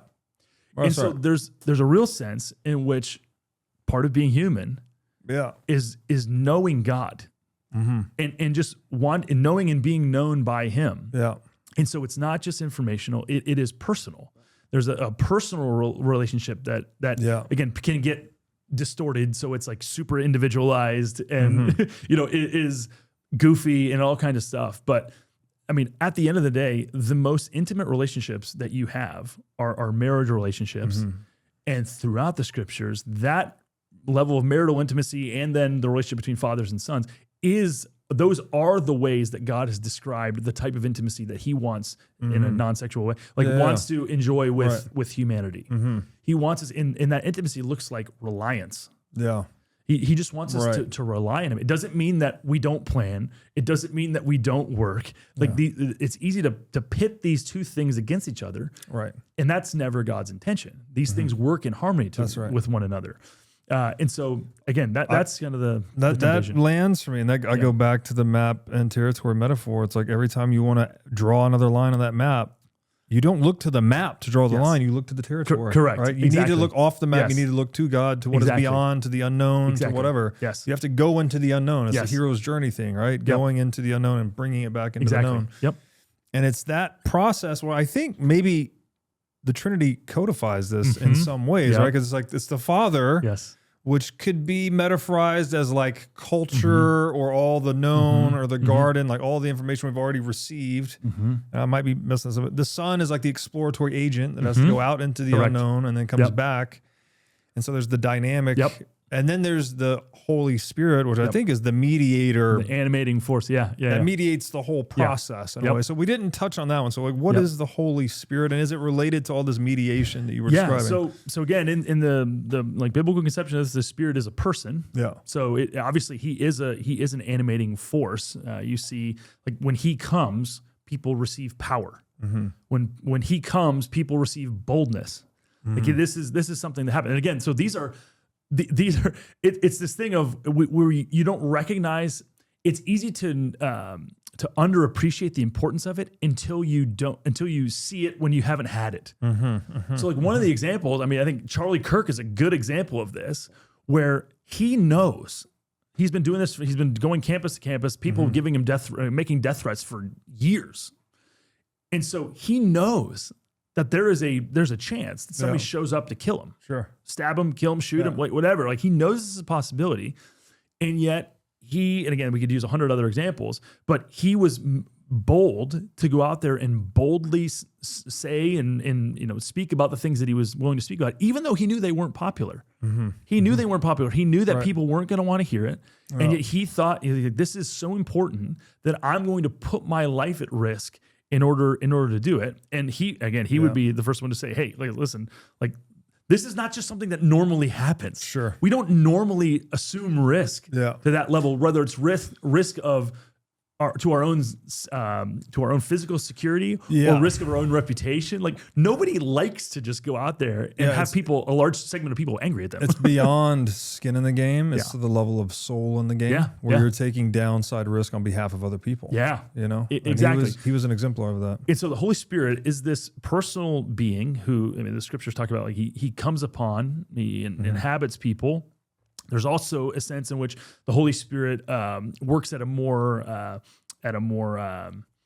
what is it called? Like a energetic level or something, or at like a group level. Okay. So like one of the first couple verses that really meant something to me when I kind of got serious about my faith when I was later in high school was 1 Corinthians 6, 19 and 20. It says, "Do you not know that the Apostle Paul is writing to a church, so a group of people, and he says, do you not know that your body is the temple of the Holy, you know that your body is a temple of the Holy Spirit, whom you have from God, and you are not your own. Therefore, by virtue of that being their case, glorify God in your body." And so he basically, he talks about this and says, so the Holy Spirit lives in you, and the body that Paul is talking about is the church. So he's like, there is a sense in which the Spirit comes and lives within the church so that it operates with one voice, with one mind, with one heart, and animates. So God does work with individuals. And we see in the Old Testament, the scripture, that the Holy Spirit would come upon individuals. It would come upon David, or it would come upon somebody who is going into battle and give them supernatural abilities that they didn't otherwise possess. And yet also the Holy Spirit inhabits a people to bring unity where otherwise unity wouldn't exist. Right. And so when you look at one of the evidence of this throughout history is one of the weird things the very rare things is when you see multi peoples from multi nations come together despite their difference and come together and animate around certain ideas or principles. And this can happen to varying degrees and in different ways, but it is the differences between cultures are real. and the liberal project of trying to flatten these differences in the name of peace, it turns out that it doesn't go very well when you try to do this under your own power. Yeah. And so I would argue part of the reason why we're seeing so much frustration with immigration and a lot of the things that we're seeing is because we've tried to through just secular means, and just a conviction of truth at a high level, we've tried to like force these principles down on a people and get them just agree. And it just turns out people are more complex than just than just informational. There's all culture. There's a separate family and history and all these kinds of conceptions of what's real. And so the ability for Christianity to be able to incorporate people from, it's the Bible is the most widely translated book. There's Christians and churches on basically almost everywhere. Its ability to invite people from different cultures in, and for there to be a unity that also doesn't flatten those differences or doesn't ask people to deny or leave those differences at the door is an incredibly powerful thing that Christians would say, like, we can see this is the evidence of the Spirit. This is a work of the Spirit. This is a supernatural thing that happens. If you're listening to this podcast, you probably get it. You get that Bitcoin changes everything. For those of us that get it, it is important that we use a smart way to buy and hold Bitcoin. My friends at Coinbits, the oldest Bitcoin-only exchange in the United States, have recently pioneered the concept of roundups, which lets you turn your spare change into Bitcoin. Simply connect your payment cards and all your purchases will be rounded up to the nearest dollar, letting you stack sats without even thinking about it. My favorite feature is Coinbits Plus. For $10 a month, you get the best spreads on Bitcoin, which lets power users save on fees and buy even more Bitcoin. All that, plus peer-to-peer payments, target orders, price alerts, and more means you can do almost anything you want to do with Bitcoin using Coinbits. So go to coinbits.app/breedlove to sign up today. Again, that's coinbits.app, coinbits.app/breedlove. So there's a very special place called the farm at Okefenokee. It's a 1,000-acre regenerative farm community about 45 minutes northwest of Jacksonville, Florida. The farm is a completely off-grid community. It has total food, water, and energy independence. Everything on the farm is 100% organic, and it even features wild boar and bear hunting. The farm at Okefenokee is right next to the Okefenokee National Wildlife Refuge, where you can do camping and canoeing tours. So if you're like me and you're interested in the self-sovereign lifestyle, then you can get your own lot on the farm at Okefenokee if you tell them that I sent you. Once you get a lot, you can build one of 3 custom cabin options. So if you value freedom, self-sovereignty, and living in touch with nature, then join me and my family. We have lot number 21, and we're going to be building a cabin there starting December 2025. To learn more about the farm at Okefenokee, go to okefarm.com and make sure to tell them that I sent you. Yeah, no, that's beautiful. The other thing that comes up for me there, I've told you already that I'm influenced a lot by Rene Girard. Mm-hmm. Yep. He has this whole theory of mimetic desire, and there's the anthropological piece. Then he goes into the psychological piece, and he talks a lot about the theology, specifically as it relates to Christ as like the revelation of this imitative tendency, more than a tendency, this imitative nature we all have. Like he revealed it, its consequences to us, which I found to be very interesting. I wonder if that is related to spirit, because I've heard Jordan Peterson define the word spirit as a pattern that propagates independent of a substrate. So it's just like, it's a pattern that will move through different substrates, right? Biological, informational, physical, whatever. And you were describing this kind of unifying field, right? So there's this spiritual, doesn't have to be woo-woo. It can be more about like the vibrational interconnection of, the E = MC squared reality that we all inhabit. But I would even push back though, because again, this what you were just describing is still, it's like depersonalizing, right? You're saying like, it's like a force or something like that. And so it'd be more akin to a person who's going out and making peace. Like it's one thing so like Jesus, he comes and he announces, like the gospel is a message. So he announces, or people go around and announce Jesus is king, Jesus is Lord. But it's another thing for people to welcome that message, instead of seeing that as a hostile message, which is what both the Romans and the Jewish leaders, they saw that as a hostile threat to their own authority and their own power. They saw how much that is going to cost them. And so the Spirit is this personal being that comes around and basically helps people to see the goodness of the message so that they receive it rather than fighting against it. That's interesting, because I was thinking of it more of like an impersonal pattern as you're describing. But this, where I was going to bring in was the role of role models. Right. And this is where, again, Christ could at least be considered like the ultimate role model. Correct. If nothing else. Exactly. So you do need, in all of these hierarchies that we assemble ourselves into, they have to have a cultural operating system. Correct. And to have a cultural operating system, you have to have a standard, basically a standard bearer, right? Like this is the guy we're all trying to imitate, we're all trying to be like, right? Whether that's Buddha or Christ or Muhammad or whatever the thing may be, or the CEO, like the setting the vision for a company, or the quarterback for the football team. Like it could be any of these looking hierarchies. to somebody at the top of the heap. Right. And so I guess I wanted to hear you pontificate on like Christ's role as an exemplar of moral righteousness and the one that is worthy of more imitation than anyone else. And like that's why he's been history's most written about and studied man, et cetera, et cetera. Yeah. And so a lot of this comes down to, again, he the one who had no need. Like, the people who you look up to are people who they project strength, they project competence, they project kindness. And so this is, there's ways, there's one of the scriptures, there's a verse in the New Testament that talks about the riches of God's kindness, the riches of his grace. And so it's interesting, right, to think about that. So you're like, all right, how do we think about that? So somebody who's rich can give away some money and not miss it. So somebody who's rich in grace is somebody who has so much grace that he can give it away and it not take away from who he is. Part of our problem as humans is that if you're not wealthy, then you can have a tendency to try to grasp on, and you don't want to be generous because you're like, if I give this away, I'm not surviving.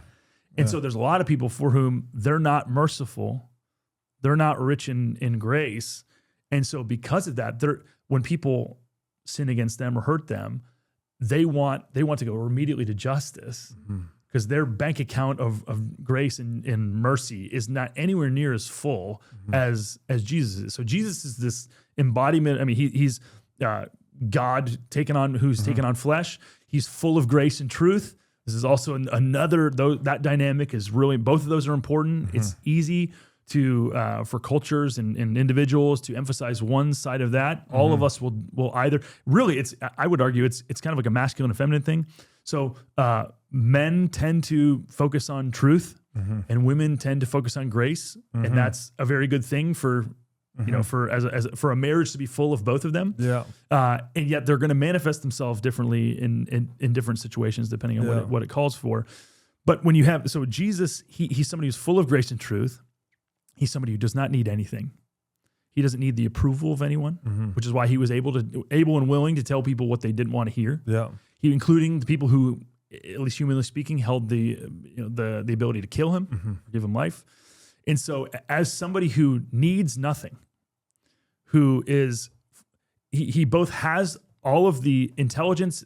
Frequently, you see the scriptures where people are just amazed by the wisdom of the things that he said, and how people would try to catch him in different ways in order to pursue, further their own political ends or whatever it was. Render unto Caesar. Exactly.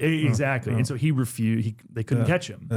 And so we have this brilliant person who's also incredibly wealthy, who does not need the approval of anyone to do what is in the interest of in the best interest of the world.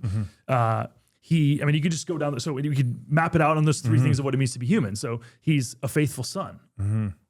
He loves his Father. He pursues his Father's good, even when it costs him everything. He's the King of Kings, the Lord of Lords. You know, like he basically, he's got all the wisdom that's needed to make the decisions as a ruler. You know, he's the greater Solomon. You could argue that Solomon incredibly wise. And yet, unlike Solomon, where Solomon, the famous story, these two women, one of their children had died. They bring him the one child who's left, and they say, "Hey, we both are making claims that this is our child. What are you going to decide?" Jesus, he's the king who basically says, "I'll be the baby. I'll be the child who's cut in half." He's like, "I'll be the one who's cut in half so that you guys can have life." I mean, you know, so he's this incredibly wise king. He's a great son, and then also he's the great high priest who mediates between God and man to give both sides of this transaction what they want. So what do people need? They need forgiveness. They need mercy. They need God. Didn't we need the exemplar too? Yes, like we so needed to pull that abstract, correct, unreachable theological God into flesh, into action. We needed to see that this human project is possible. Yes. But it's possible through submission and dependence, and not through, look how great I am, look at my awesome abilities to obey. That spirit is not a spirit that produces what Jesus had. What Jesus is, he basically says, I only do the things which glorify my Father. He only did the things which glorify his Father because he only had a desire to do the thing. He didn't seek his own will. He wanted his Father to be justified, and for the world, for humanity to see his Father the way that he did. And so he was willing to basically endure whatever so that people could see and know his Father rightly. So he could be a good mediator. Exactly. Yeah. And so that, and this is the part that gets underemphasized, is so that his Father could get what he wants, which is a people. He wants sons. He wants sons and daughters. He wants a people who acknowledge and are grateful for who he is. And so again, the temptation is always for false Christs, for lesser gods. The temptation is for us to trust and believe and depend on them and value their opinion more highly than this one. And again, the danger with that is these lesser gods, these false kings, these whoever they are, they're all weak and needy. They actually make you their slaves rather than freeing you, which is what God does when we surrender to him. Yeah. And so Jesus is the embodiment. He's the top of the heap in all of these things. And so because of that, he is a good example. Yeah. But again, as I would keep emphasizing, like the example is good, but it's not, at the end of the day, it's not sufficient. Because again, it's like, and this is the quibble that I would have with Jordan Peterson, who I appreciate in a ton of ways, is Jesus is useful. It's true. But if you stop there, then you're a utilitarian. And effectively you're pimping out Jesus to serve your own ends. And so that's where basically you will live for one of two ends. You'll either live for God's glory or you'll live for your own glory or the glory of the human project or whatever it is. And so that's the danger. That it would be, God, he wants to know you and he wants to be known by you. And that's an end in and of itself. Yeah. So, okay, that's really good.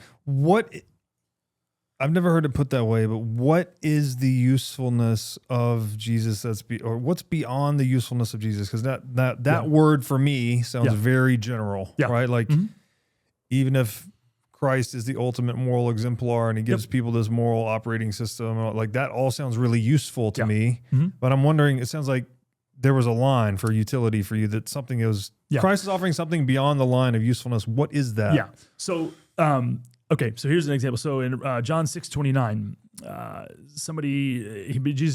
Jesus talking about eternal life. And so then he defines it's John 17. He defines what is eternal life. This is another thing. People who've grown up or had some run-ins with church, they're like, eternal life, floating on clouds, playing harps, that doesn't interest us very much. Sure. So Jesus, again, incredibly, I grew up in church, had never remembered reading this verse, and I'm like, it's right there. But John 17:3, Jesus says, "And this is eternal life, that they know you, the only true God, and Jesus Christ whom you sent." So the whole point of like the reason why the big goal, the reason for all of this is for us to know God and for God to know us. So God is the utility. Right.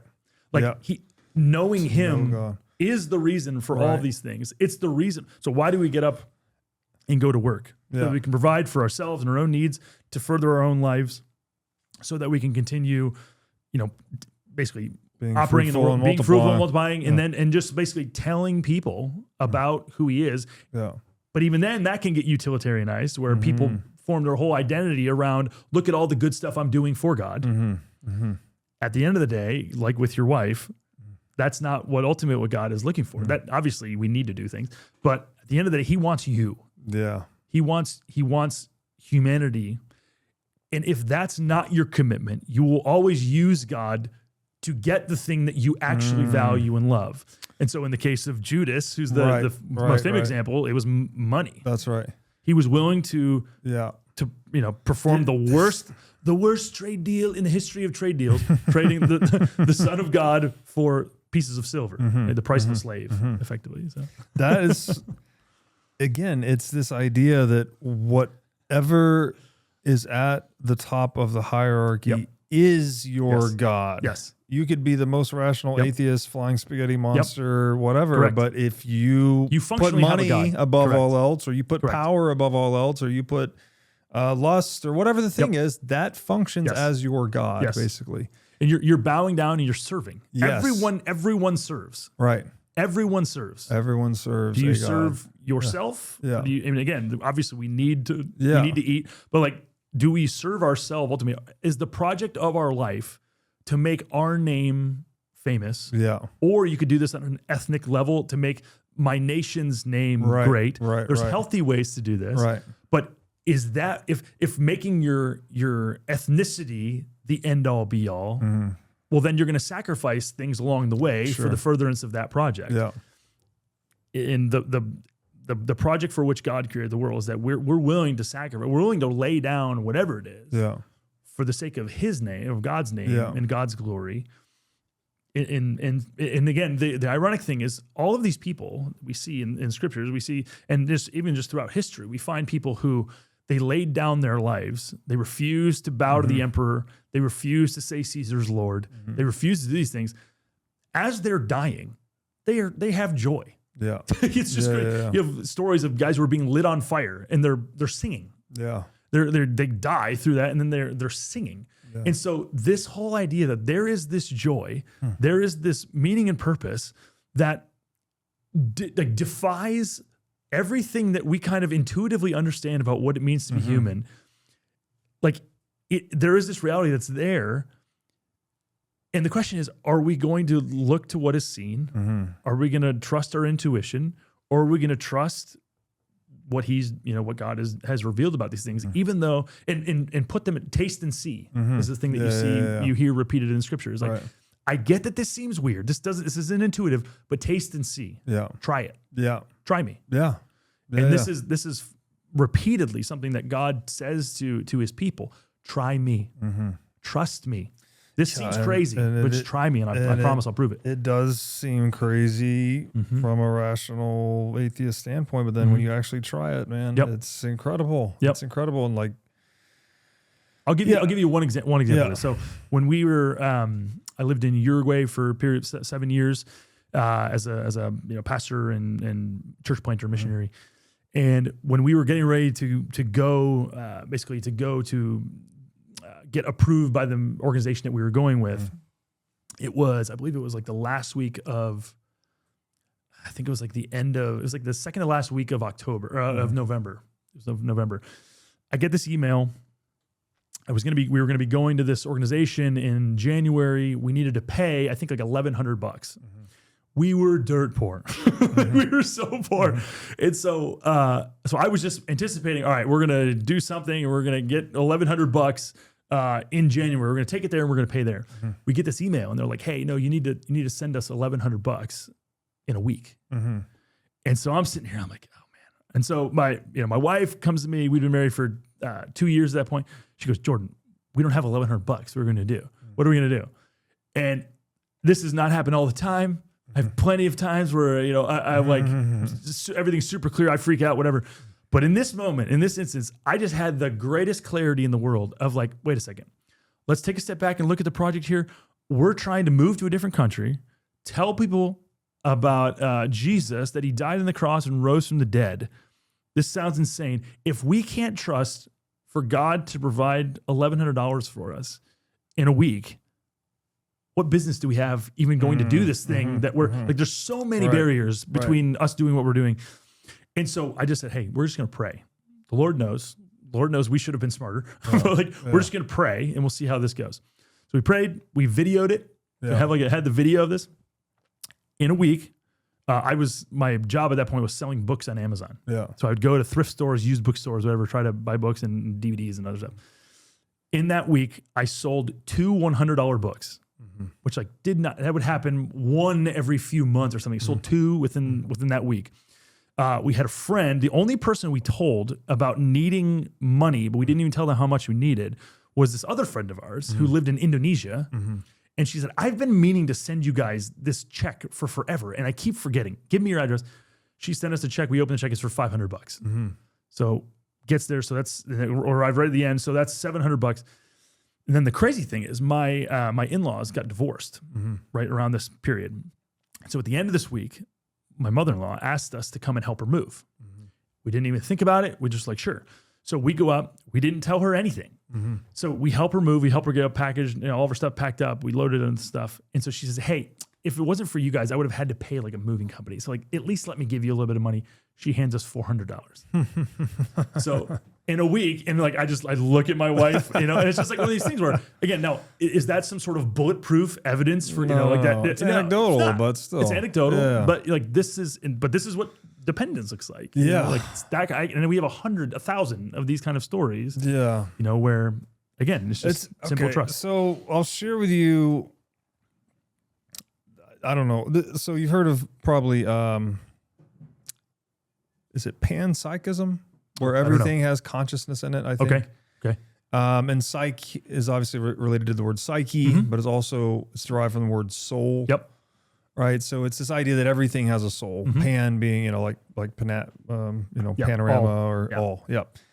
So I was thinking more like if we are made in the image of God, we as an individual organism, for example, am an ecology of trillions of microorganisms, right? That's what I am made up of, right? The bacteria in my gut, even the organs and the organelles kind of have their own little organism likeness. And so in this coherence of all of these microorganisms makes up the one macroorganism that I am, hi, Robert. If we're made in the image of God, then as below, so above, that perhaps a good metaphor would be that we are all microorganisms in the macroorganism that is the cosmos, God, nature, whatever word you want to assign to it. And that in our coherence, we actually constitute this larger thing. Now, of course, this is just a metaphor, right? Like I would assume that God is much more complicated than an organism, right? But it's the most complex metaphor we have available to us as organisms.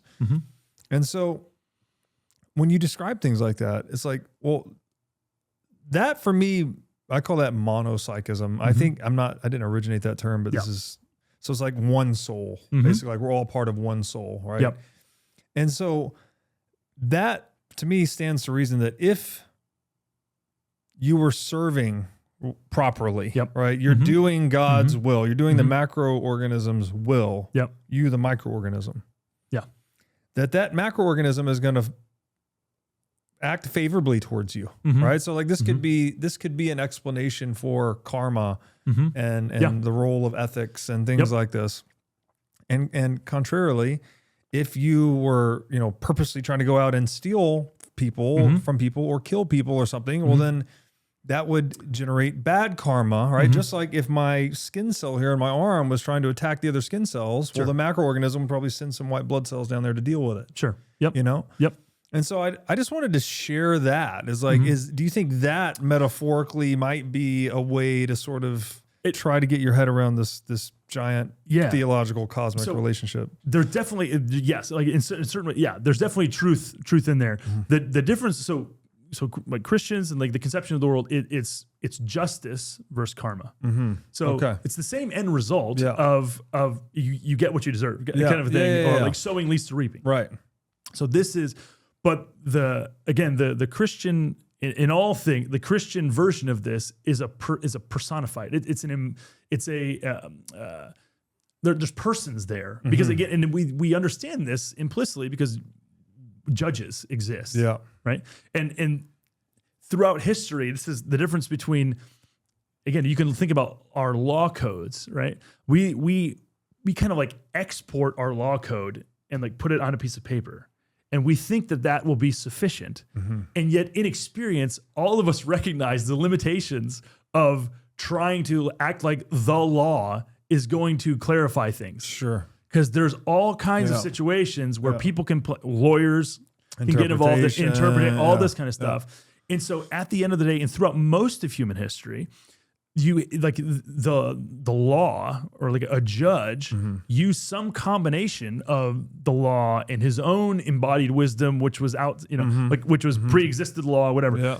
And so acting like depersonalizing to say karma or whatever, acting like depersonalizing solve something, I don't think actually solved. It creates something different. Yeah, I don't think the depersonalization, I didn't say that in that example, but the depersonalization actually is not necessary because that macroorganism could be a human, right? Sure. Could be a man or a god or whatever you want to call it. But, so I get, what I'm saying is like at the end of the day, like I think regardless of whether people believe in him or not, God, if God exists, then yes. So like he is at the top of this heap and he is meting out justice over different timelines and different, different time horizons. And so, yes, there is a sense in which, yes, like the world is a giant macroorganism in which, yes, our individual choices do matter. They affect other people. And so this is true. The other thing would be, that I would say is it is true that like, here's an example of this. I call people brother all the time. So I've called you brother probably 100 times. I call people brother. I do too. And yet in my mind, I have two different meanings for when I keep them straight when I think about people. So because there's a sense in which as a member of the human family, okay, you, like, not you, but like anyone, just by virtue of being human, there is a real sense in which they are my brother or I am their brother. Sure. And so it is a helpful framework to operate in the world because I'm trying to love my neighbor as myself. Yes. It is a helpful framework to think about. And we're all kin in the kingdom of God. Everyone is my neighbor. Yeah. In a real sense. Yeah. So that is true. And so I think about, and so when I call people brother, I'm actively thinking about, hey, this is somebody who's made in the image of my Father. Yeah. And so I don't want to only think of my own interests. I want to also think of their interests. And so that's true. At the same time, so we're all part of the one giant macroorganism. At the same time, there is another more refined sense in which, I would say, okay, so I am a Christian. And so, and again, there's other forms of identity. I am a member of my family. And so there are different layers of identity that require more of me, where I am more responsible for them. So one example is there's a passage in the New Testament where the Apostle Paul says, if one does not care for his own family, speaking out physical family, he's denied the faith. And this is a offensive term to people if you're not a Christian, but is worse than an unbeliever. Okay. So basically in the grand scheme of things, like you calling yourself a Christian and then not providing for your own family, you're basically a liar. Right, you're even worse than contradiction. Exactly. Yeah. You're performative contradiction. Like this is, and so there's another sense in which I'm a brother to I have two brothers. So I'm their brother in a more specific way that requires more of, I can't justify not caring for them because, I'm caring about brothers more broadly in the human project. Sure. It's like, okay, that's like, but if I'm doing that, I'm actually doing damage to the reality of how the world operates. Sure. You know? Yeah. So that'd be one thing. At the same time, then there's another sense, a third sense in which I'm a brother. And so that's in the family of God. So there's people who, among Christians, I have a unique responsibility to people who are, who are Christians to care for their needs. So basically, there are people who, it's not just like, I don't just do a straw poll before I'm going to help somebody. Are you a Christian? Okay, then I'll help you. Because that can quickly get tribal. Sure. Can quickly get to a place where it's actually propaganda destructive. at that point. Where it's destructive. Yeah. And yet at the same time, just in the general scheme of life, there are people who I have a shared, I have a shared life with. And so I only have so much money. I only have so much time. I only have so many resources. And so I have to steward them according to certain hierarchies and certain priorities. And so there are other people who I call brother at a different, I would say like a deeper level that is no less real or no, it's like, they're both real. All of them are real. There's no such thing as like non-real, but I don't know. There's layers to this. There's dimensions to it. That we would all acknowledge. We all see this in whether it's our own family or whatever. And so these things all require things of us. Yeah. They require things of us. And they're important to reconcile with. There's like sphere sovereignty. Sphere. I've heard this term before. I was going to say that the relations themselves seem hierarchical. Yeah. Right. Yeah, it's exactly. Like you've got biological brothers, you've got, Christian brothers. Correct. Yep. Community brothers, Yep. Bitcoiner brothers. Like it's just, there's levels to it, as you said. Yep. If you're a Bitcoiner, you need the Orange Pill app. It's where you can connect with other sovereign individuals locally and globally. It's great for when you travel, to meet local Bitcoiners, to go to Bitcoin meetups, and to find local merchants that accept sats. No distractions, no noise, just real Bitcoiners. So download the Orange Pill app today and find your local Bitcoin tribe. That lands for me. I want to ask you this. I'm sure you've heard this one before. Okay. I think it comes from an old Jewish text. I heard it secondhand through Peterson, right? Okay. What does a being that is omnipotent, omniscient, and omnipresent, right? All powerful, all knowing, and is everywhere. Yep. What does that being lack? Yeah. That being, that limitless being lacks only limitation. Therefore, that limitless being God, needs to create limited mortal man to complete himself, to experience life through us, to experience limitation, mortality, scarcity, etc. And I've heard, I think it was from, I forget who said it, because the same eye by which I see God is the same eye by which God sees me. So there's this like kind of completion idea where it's not, and it's paradoxical again, because like God is complete without us, doesn't actually need us, is totally everything and above and transcendental and everything. No matter what we can say, we can never capture him, all that. But it's also true that we need, that God made us in his image for a very important completion-like reason. So here's an example. We don't have to get you, again, you didn't give me any detail. You've talked about wanting to start a business, right? You could have the greatest business idea ever. You could have mapped out in absolute detail every step along the whole process. But if you never actually do the business, well, then you don't actually have a business. That's right. And so there is a sense in which, yes, this is like, so the book of James, the letter written by James, who's one of Jesus's brothers, he basically talks about, he's like, you tell me, basically there's a relationship between works and faith. So James says, hey, you tell me you have faith. Show me your faith by your works. He's like, show me what you believe by how you act. And so this is part of what you know, and as we've talked, like this is part of what your actions speak louder than words. Exactly. Yeah. It's insufficient. And yet at the same time, actions are not words. That's right. Right. So so they're more important. They're brought to completion through works. And yet they aren't the same thing. And they don't have to be the same thing. Oh, actions and works are not the same thing. So faith and works. Okay. They're not the same thing. Okay. One of them produces the other. Yeah. And if one is not present, then it won't produce the other. Got it. So they're both like they're contingent on each other in a real sense.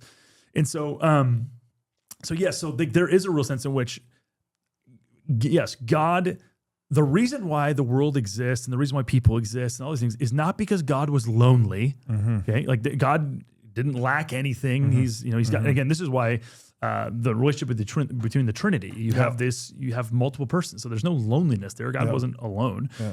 And yet at the same time, God demonstrates and like shows forth his character and shows forth his wisdom and his power and all these things by actually putting it to, taking it from just the theoretical or from paper and putting it into the world. And so he's demonstrating his omnipotence by creating a world where there's tons of obstacles, where sin enters and contradicts his will. And by being able to overcome that, he demonstrates his power. He demonstrates his wisdom. All these things. This is brought to completion through actually acting and through actually creating and working in the world. This is. Yeah, you're absolutely right, and it's a beautiful thing, right? It's not theoretical. Again, this is so because if it's totally theoretical, then people who are super smart have a leg up. That's right, right? And so God, actually be the opposite. No, yeah. So wait, what did I say? No, I'm saying it seems to be the opposite. That people that are super highly intellectually, unless you become like a child, exactly right. And so this is where yes, there are. The profundity of the scriptural story and the reality of what God is doing, it's incredibly profound. But the way that people arrive, the way that people get in the door is not as a result of their intellect. Yes, like that's the difference. It's not saying that these things are unrelated or don't matter. Yes. It's just that the way in the door is you can enter the door with faith like a child, which is just. Again, there's people who in their moment of need just cry out to God. Yeah. They don't have some sort of great plan. They don't have they might not even have really well-defined theology of how this is all working as they're calling out about, like, you don't have to have this great mapped out plan. Just calling out to God because he's actually there. Bringing your need is enough. Like your need is all you need. Yeah. Man, it's it's very complex because, as you said earlier, like God wants us to know him, right? But the word know is a challenging verb because it implies knowledge and like you can't contain him in just the proposition. So it's more like. But we do have like carnal knowledge. There is, yes, the knowing, like knowing in your bones and the embodied knowing or the embodied wisdom. So I don't know, I like the words like awareness or intimacy or, which in the Bible says he knew his wife, right? It's like, well, he didn't know his wife propositionally, he knew her intimately. And so it's more that intimate knowing that God desires to have a union with us in that sense. And again, it's not sexual, but it's a unification, it's an integration, it's an interpenetration, whatever. And so, there's a lot to be like just thinking about, like, what is sex? Yeah, like I mean, because ultimately, like you're talking about all of these things, everything is a metaphor. Yes, right. Like this is the Apostle Paul talks about how he's like basically God makes marriage to be. He basically says marriage, man and woman. He's like, I'm telling you that marriage is actually the reason why physical marriage exists is because it's pointing at this pre-creation reality of the relationship between that God would have, and feminine. Between God and humanity. Ah, okay. And so he's basically saying the physical manifestation is drawing from something that is eternal, that is non-physical, that is communicated physically in the marital intimacy that people have. And so it's this mind to be fruitful and multiply. Yeah, right? exactly. But it's this thing where it starts pre-physical. Yeah. And then is manifested physically. Yeah. And this is where I would argue the same thing is true of money. Yeah. Like God has this like eternity past conception of value and an exchange of value that then manifests itself in the world in a physical or a digital way. That's a whole another interesting thing that we could talk about. Yeah, there has to be some imprinting in the energetic world because it needs to touch the world of scarcity and all of these things. Yeah. It's super fascinating. I want to ask you this too then. You mentioned Charlie Kirk earlier. Obviously he was just assassinated not so many days ago. It seems to be sparking some kind of a revival perhaps. Like, I admittedly wasn't a major follower of his work. I knew of him. Yeah. I knew he spoke at Bitcoin conference, I think once. Oh, did he? Oh, I didn't know that. Maybe. I could be wrong actually. Yeah, I thought I saw a screenshot online of him doing that, but I could be wrong. He was a Bitcoiner, but I don't know. Yeah.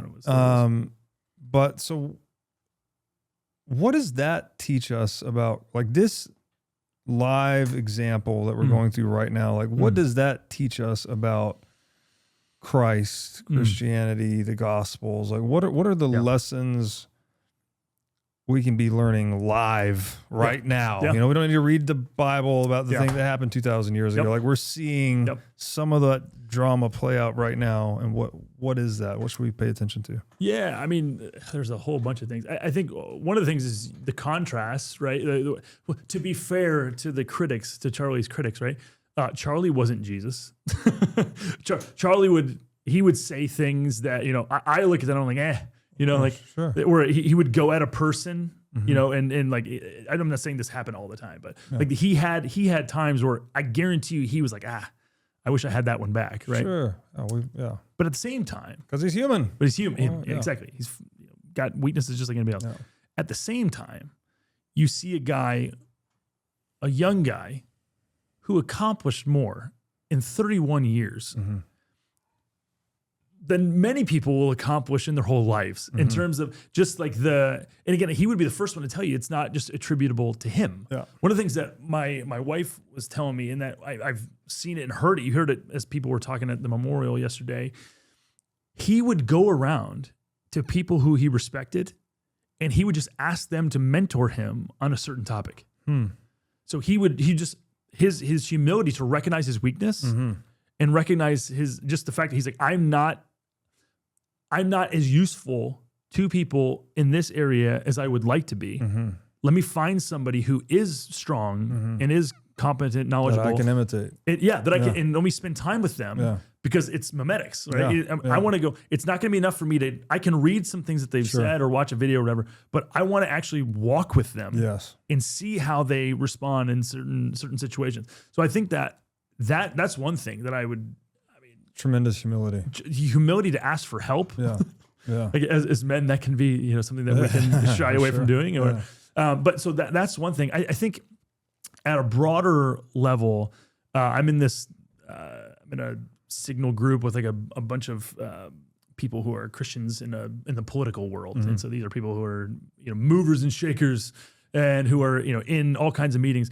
And one of the things that several people mentioned, and it was a thought that I had as I was watching that thing, was in some of these cases, like the reality is the percentage of Christians in the United States is huge. Even still, like there's all kinds of, but it still is like 50, 60% of people who at least nominally will say they're Christians. And yet if you look at politics over the last 25, 30 years, you have people who, it's like a third rail. We don't talk about this because you don't want to offend people, whatever. It feels like, and this is kind of what I think you're getting at, it feels like in the last few years, couple years, whatever it is, that people feel a freedom to say what they actually think about God, about a whole host of topics, than they have been free in maybe their whole life. And so I think that being willing and able to just speak the truth, to say what you actually believe, is a tremendously healthy development. Because again, the alternative is to present it's to basically live a lie and to subsidize the idea that belief in a God and belief in Jesus, belief in is actually this weird thing instead of the dominant epistemological framework through which the majority of people in this country and in Western civilization that they've held and still do hold. Yes. And so to deny that reality through silence has been something that has allowed this perception that Christianity doesn't matter, or that it's lost a lot of it's allowed that idea to continue to grow and reach a critical mass in a way that hasn't been truthful, isn't helpful. And so I really hope this development will continue to allow people to be vocally just vocal about what they believe in other avenues as well. And so, or at least people on the right. Basically, if you're on the, and again, I'm not saying these are the right is riddled with insanities and all kinds of bad things too. But in the last whatever, how many 10, 20 years or whatever it is, the left has been much more the people who are like, be loud and proud, share your truth and all this kind of stuff. And the right's kind of, more people on the right have been kind of quiet and just feeling like they don't want to offend. And so I feel like Charlie embodied being willing to offend for the sake of the truth. Yeah. If it's required. I feel like that's something that he embodied that I think it would be really helpful if we embodied that more of that. More people embody that. Yeah, that's an excellent point. I get very exhausted with the left-right stuff too. If anything, I think the example of Christ transcends all of that, right? It's all the way down to the individual. Correct. It's, well, you said it earlier, right? The metaphor that, what is it? That the church is the bride of Christ, basically, right? Like that's the group. It's humanity. Correct. Yep. As a group. Yes. Yep. Christ as the groom who leads us, right? Again, it's not a sexual thing. It's like it's our leader. It's who we imitate. It's the pattern of action that we follow, and that's what brings us into coherence and unity. But then when you start cutting that church into left, right, or this, and you quickly get into propopaganda, where it's like, let's label them as this or that, so we can justify atrocity or dehumanizing or whatever. And so, like, I don't like it. I just think I think it's counterproductive. To everything that we try to do. That said, that like we do have to acknowledge self-selection, right? Yeah, well, we label people by necessity. It's like, there's the policeman, there's the firefighter. It's like, okay, of course we have to do that, but like it's a map territory thing. When you start mistaking the territory for the map, you get problems. Or again, and if what's motivating you is exactly, that's the intention behind it. The intention of like I'm doing this because I want there to be division. Yes. For the sake of glorifying myself. Yes. Or for the sake of, making my group powerful at the expense of, or to belittle another. Exactly. Yes. Now that will necessarily happen. There will be self-selection. There will be people who embrace ideas or patterns of life that are destructive and that we want to recognize, this is not good. And so you're going to have to identify them with words. Yes. So that you know who you're talking about. Of course. But yes, this is the danger is that if you forget the why, and then it just, again, you treat it more as treat the situations more as it's them versus me. Yeah. And it has always been this, rather than fighting and working to remember the why and working to at the end of the day, like the Christian desire and the desire of God, and then the desire of the Christian churches that's been working is we want peace on earth. Yeah. Like we work for peace on earth between God and man and between man and other men. Yeah. But we don't want cheap peace. Right. And so because of that, we're not going to do the kumbaya thing where we flatten real differences. We want God to make friends, to live in harmony with our differences. We want to live in real harmony, real peace, which is not, which doesn't just flatten and say, oh, okay, it doesn't matter what you believe. It doesn't. No, your beliefs actually do matter. But I can still I can love someone who I disagree with on very foundational. If there's a Muslim guy who's here, I can love him in real ways, even though we see the world very differently, and I'm still going to act, and I'm still called to, and that's one of probably the most challenging pieces of guidance from Christ, right? To even love even thy enemy, right? And you saw that embodied with Kirk's widow, forgiving the killer, and it's like, damn, man, that. Yeah, you're not going to bring humanity together without that. Basically, you have to because enemy. It's like, well, what is it? Everyone's a potential enemy, right? And they're going to either do something intentionally to become your enemy. Sometimes it'll be unintentionally. Sometimes it'll be noise between the two of you. Like, there's always the potential of enemies coming into existence. But like, if you just establish that as a gulf, right? An unbridgeable gulf. It's like, oh, they're now my enemy. I need to work till they die. It's like, then you're going to get into this mimetic cycle of vengeance. Right? Exactly. You kill them, and their loved one kills yours, and you're in these blood feuds. And so, like, we, again, need Christ, basically. Scapegoat, to quote Gerard. Yes. And so he, and this is why Tim Keller was a pastor, went to be with the Lord a number of years ago, pastored a church in New York City, brilliant guy, had his issues, but brilliant guy. And he talked about how there was somewhere in the Middle East, there were these two tribes that were warring, and finally at least one of the sides, the leaders became Christians, and they basically acknowledged that stopped the violence. And so they asked him why, and he's like, the circle of violence stopped if I know that there's going to be a day where my enemy will be accountable for his actions. There's so I don't have to be the one to hold him accountable. As long as I know that there's and so again, judgment day is coming. Exactly. And so again, the goal is that people acknowledge that judgment day has already come. Like that Jesus basically, the whole reason he died was so that he could, take the sins of the world and so that people could be forgiven in him. Oh, so that's judgment day. I thought it was his return in Revelations is judgment day. So again, that will basically, so Jesus comes, he died so that basically people can have their sins forgiven. They deal with their sins at the cross. Okay.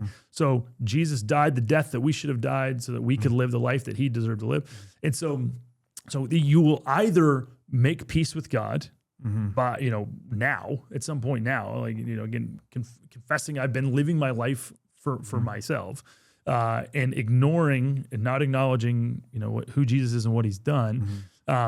Or there will come a day when that again, this is the Christian belief going back for forever, is like there will be a day, there will be a final judgment day when it'll be outside of our hands. Right.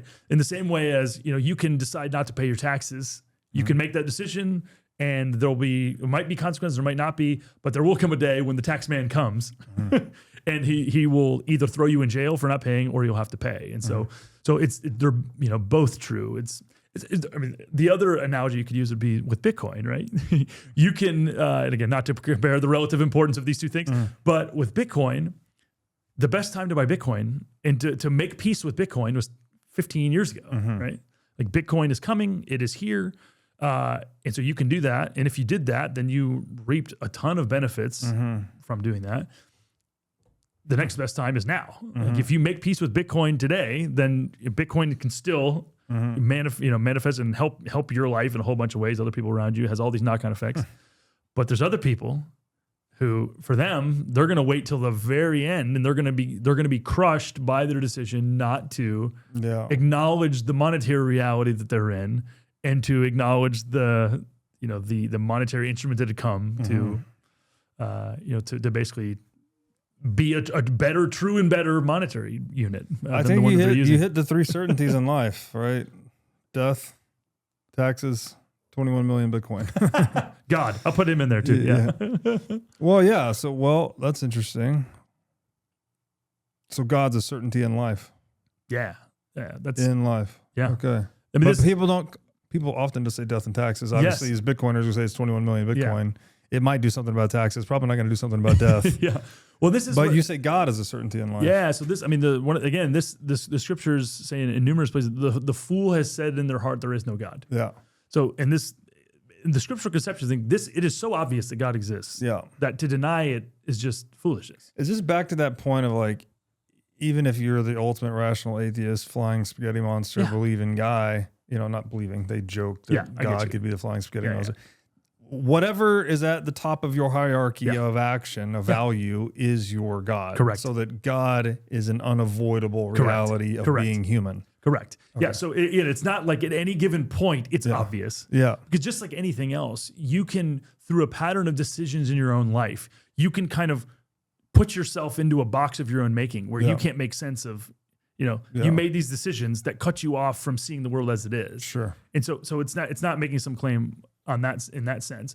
But yeah, it's like if you follow the logical extension of this, of like, wait, so at the end of the day, some man is God, or like some government is God. It's like, well, but this man is finite, weak. It's like when you can reason yourself to the end of this, where you realize, oh, this doesn't make any sense. And yet the other thing you can come to the conclusion of is just like, all right, so we know one example is like the Rosetta Stone. I think we've talked about this. The Rosetta Stone. When people found the Rosetta Stone, they didn't go, look, the natural product of wind and erosion over time. Like no one thought that. Like that would be insane. Yeah. Now, why is it insane? Is it insane because it couldn't possibly, we can't conceive of it being able to happen? Well, we could conceive of it being able to happen, but it just it violates So everything. improbable. It violates every single thing we know about information theory and all this kind of stuff. So when we find coded information in human experience, it's always the product of an intelligent mind. Always. We find Rosetta Stone, boom, somebody wrote this. Somebody inflicted their will on this stone so that it clearly looks a certain way. Okay. Now the interesting is when Watson and Crick, the imposition of order on chaos. Imposition of order on chaos. So when Watson and Crick Discovered DNA. and we discovered that there's programmatic code inside of every cell of every living thing that's ever existed.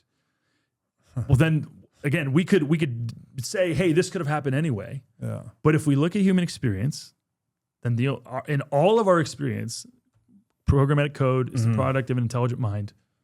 How did we get programmatic code inside of our bodies? Well, it's got to come from an intelligent mind, and then the intelligent mind is the product is a personal being, and so it's like you get to one of these things where it kind of, there really isn't another explanation for this that has any kind of correlation with our experience. Yeah. And so as improbable as we've come to think of it as being, it's actually the best example, best Metaphor, right? or best articulation, best explanation for kind of what we see.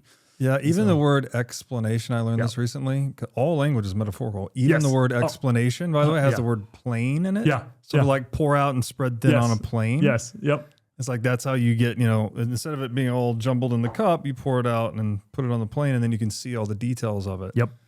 And so it's an excellent metaphor. What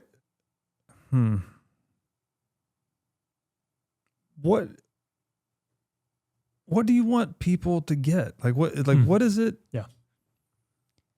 The God thing is so hard, man. I swear. Because it's like, I still talk about it to this day as if I'm talking to my 20-year-old rational atheist self, because I find that to be the most useful because that's what got me from there to here. And so I'm like operating under the assumption that there's other guys like that in the world that could hear this message and they'll find it useful, right? Yep. That's another reason I don't go like full-blown Bible-thumping, Jesus-loving Christian. Not that I'm not. Like I try to do these things, but it's like you have a missionary heart, Robert. That's but I'm trying to walk, but I'm trying to tell it in the way that I actually experienced it and came into it, which is truer for me and therefore hopefully 100%. More helpful for other people. But what is that for you? Yeah. Because you said you came strong in your faith late in high school, I think. Yeah. What is the imprint you're trying to leave on the world? Yeah. I think the dynamic you described, it's really cool that you articulated that way. This happens a lot. So in Christian circles, this happens in a lot of circles. There are people who are inwardly focused. So like their work is, so like you have pastors and theologians and stuff like that. They are focused on the church, like the in group. They're focused on like Christians as this family. I want to provide for this family here. I want to think about and I want to make sure, pursue their health. I want to work for that. Then there's other people who just by virtue of their temperament or giftings and abilities or just desires. They're more focused on, and so, sorry, you could describe this as these are the priestly, these are the priestly people. So because in the garden was the place where humanity would return to enjoy communion with God, fellowship with God. So at the end of the day, they'd come back to the garden and they would have fellowship with each other and with God. And so there's people whose vocation and temperament and giftings are, in their work is focused there. It's focused here. And that's good. There's other people who their work and their temperament and their desires are more focused on going out into the world and bringing the outsider in. And so that's kind of what you're describing. And so Charlie Kirk was much more like, again, he was kind of like, again, ideally will be all three of the things that I'm going to reference. Yeah. But many people especially at a certain point of their life, they'll only do one of these. They'll do one of these better than others. Yeah. Effectively. Right. And so there's people who are focused on the in-group. There's people who are focused on the out-group. Yeah. Okay. And so these are kind of like, we would call them evangelists or, people like Charlie Kirk. There's the guy, Frank Turek, who spoke at his thing. He's he's kind of basically, he's an apologist. So he's basically trying to help people who are skeptics, who don't have Christian background, for whom Christianity and these claims seem insane, ahistorical. They just seem nonsensical. His work is he cares about those people. And so his work is to, again, be the bridge between the in-group and the people who are outside. Yeah. And so that's a good thing. And so, and this is kind of what the heart you're describing. The third part of this is, again, it goes back to what it means to be human. There's these two, but then there's this one over here, which is just to be a son. And so the thing that motivates me most is I grew up in church. I grew up in the in-group. I found myself wanting to be part of the out-group. I wanted just to be liked by everybody. I played basketball. I was really good at basketball in college and high school. And so that was kind of where I started to root my identity in that. And so I was like it was like kind of backwards. I was trying to escape the in-group to, be like the out-group. And I was like neglecting this son piece, the part of being, living as a son. And so the thing that basically brought me back into the in-group was not some intellectual process of, life is much better in the in-group. It was, I just came, I was at a Christian camp and went there by myself, didn't have any desire. The only reason I went there was for girls and basketball and went there, and one of my dad's best friends happened to be just that week preaching the Bible, preaching the gospel. All the information, none of the information was new. I could have verbally communicated every single thing he said that week, but it was the very first night, and he basically shared the gospel. Jesus, loved me, died on the cross for my sins, rose from the dead. I knew all of this, but I knew that I was not aligning my life with that reality. I didn't want that. I wanted to live for myself. And in that moment, it was like lights turned on, and the stuff that I knew propositionally, this truth that I knew propositionally, all of a sudden became truth that I loved. And it was like, I just saw God loves me. So the knowing came down into the body. Exactly. Wow. Came down. And so it was just like, he knows who I am. And yet that doesn't intimidate him. And even if he's sitting there, he's calling, there's all kinds of things in my life that God called, like that he said, these are sin, these are wrong. And yet the sin didn't keep him over here. He pursued me because he loved me. And so when that kind of clicked, I mean, again, for the next week or two, like all I wanted to do was get alone by myself and read the Bible and pray. Two things that I have told you were a moron if you'd have told me that I would ever have wanted to do. And so that happened. And then over time, again, I was not perfect. There still was all kinds of, my life had all kinds of things that were still there that over time God has, moved out and replaced with new desires. And there's still other things that are there, but I got a new heart and new desires that new seeds were planted that then started to produce different fruit. And so it started there. And so my process at the end of the day, I'm like, I don't care. Like this book was written to, like the market audience for this book is just comically small, super niche. But if this book can be one, and these ideas can be one part of helping whether the in group or the out group over here, remember the heart of what is motivating all of this. Like there's a missional heart of a missional God who loves us, who doesn't need anything from us, who's not just trying to look for the end product. He wants you. If I can help be part of communicating that's what I want. That's great. And so that would be I don't know. I guess a man on a mission to get other men on a mission. Yeah, there you go. That'll work. Beautiful. Thank you. Yeah. I knew it would be an enjoyable conversation, but I really feel like you added some fresh perspective to my whole wrestling with God thing over here. Appreciate you, grateful for you, and again, all the work that you guys do. Yeah, of course, man. Possible. Of course. I would love to do it. And I think people will get value out of this. I hope. It's good. It's become a salient conversation now. It was just kind of this philosophical whatever. It's like now, it's pretty clear the world needs something. Yep. Right? I mean, I would say the world needs God, the world needs Christ, but maybe people disagree with that, but it definitely needs something different. Like the current path. What we have is not working. Exactly. The definition of insanity. Exactly. Yeah. So, hopefully this conversation is valuable for people. If you have any closing words of wisdom, please feel free to share, or just let people know where they can find you on the internet. Yep. And again, this is the book, The Gospel According to Bitcoin 21 Meditations. So this is more, again, this book is written to Bitcoiners who are not Christians, who don't see the value proposition of Jesus. So that's very niche. The other book that we wrote, you and I and a bunch of other friends wrote, was called Thank God for Bitcoin. Yeah. That one, if you're a Christian and the whole Bitcoin question, it doesn't go super in depth on Bitcoin. It kind of talks at a higher level about money more broadly and why money exists and it'll make the moral case for Bitcoin pretty strongly. Yep. And an easy read. It's a good intro to what money is and what money's trying to do. Yeah. And then finding me, the easiest way is just Twitter, X. So at JM Bush Writes, WRITES is my handle. We've got these two books that are written, and then we've got a kid's book coming out called The Orange Umbrella should be out by Christmas. Awesome. And so that's the thing I'm most excited about. The project that has been the most enjoyable as a dad, and just the way that the story came together. I'm pumped for that one. So you can find that one. All these should be on Amazon. So. Awesome. Yep. Brother, thank you so much. Yeah, appreciate you, brother.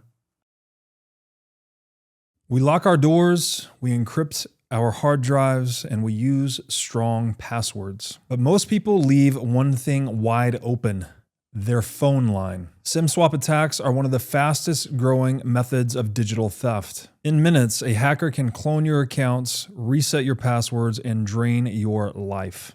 Unfortunately, this is not science fiction. It happens every single day.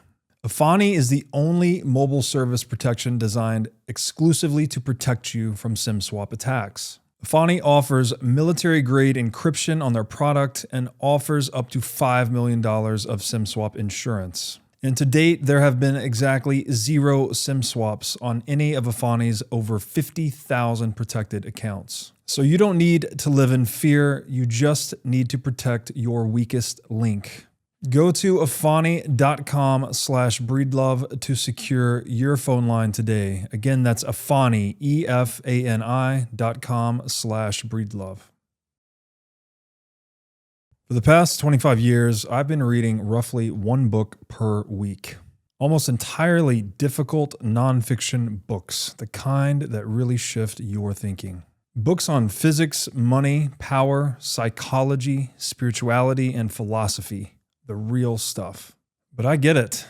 Most people don't have time to read 50 books per year. So I hand-selected my favorite nonfiction books and distilled each one of them into a course that you can take in 50 to 100 times faster than it would take you to read the entire book. Each course gives you the key insights, mental models, and frameworks that matter. We launched with 15 book courses, and we are building toward a library of 100 by the end of year 1. So if you are a seeker of truth, wisdom, and personal growth, then my book course is for you. To sign up, go to course.breedlove.io. Again, that's course.breedlove.io. Thanks for watching. If you enjoyed this episode, click here to find more just like it, and here to find our most recent episode. Also, make sure to like this video to help shine light on the corruption of money, and be sure to subscribe to this channel to stay connected.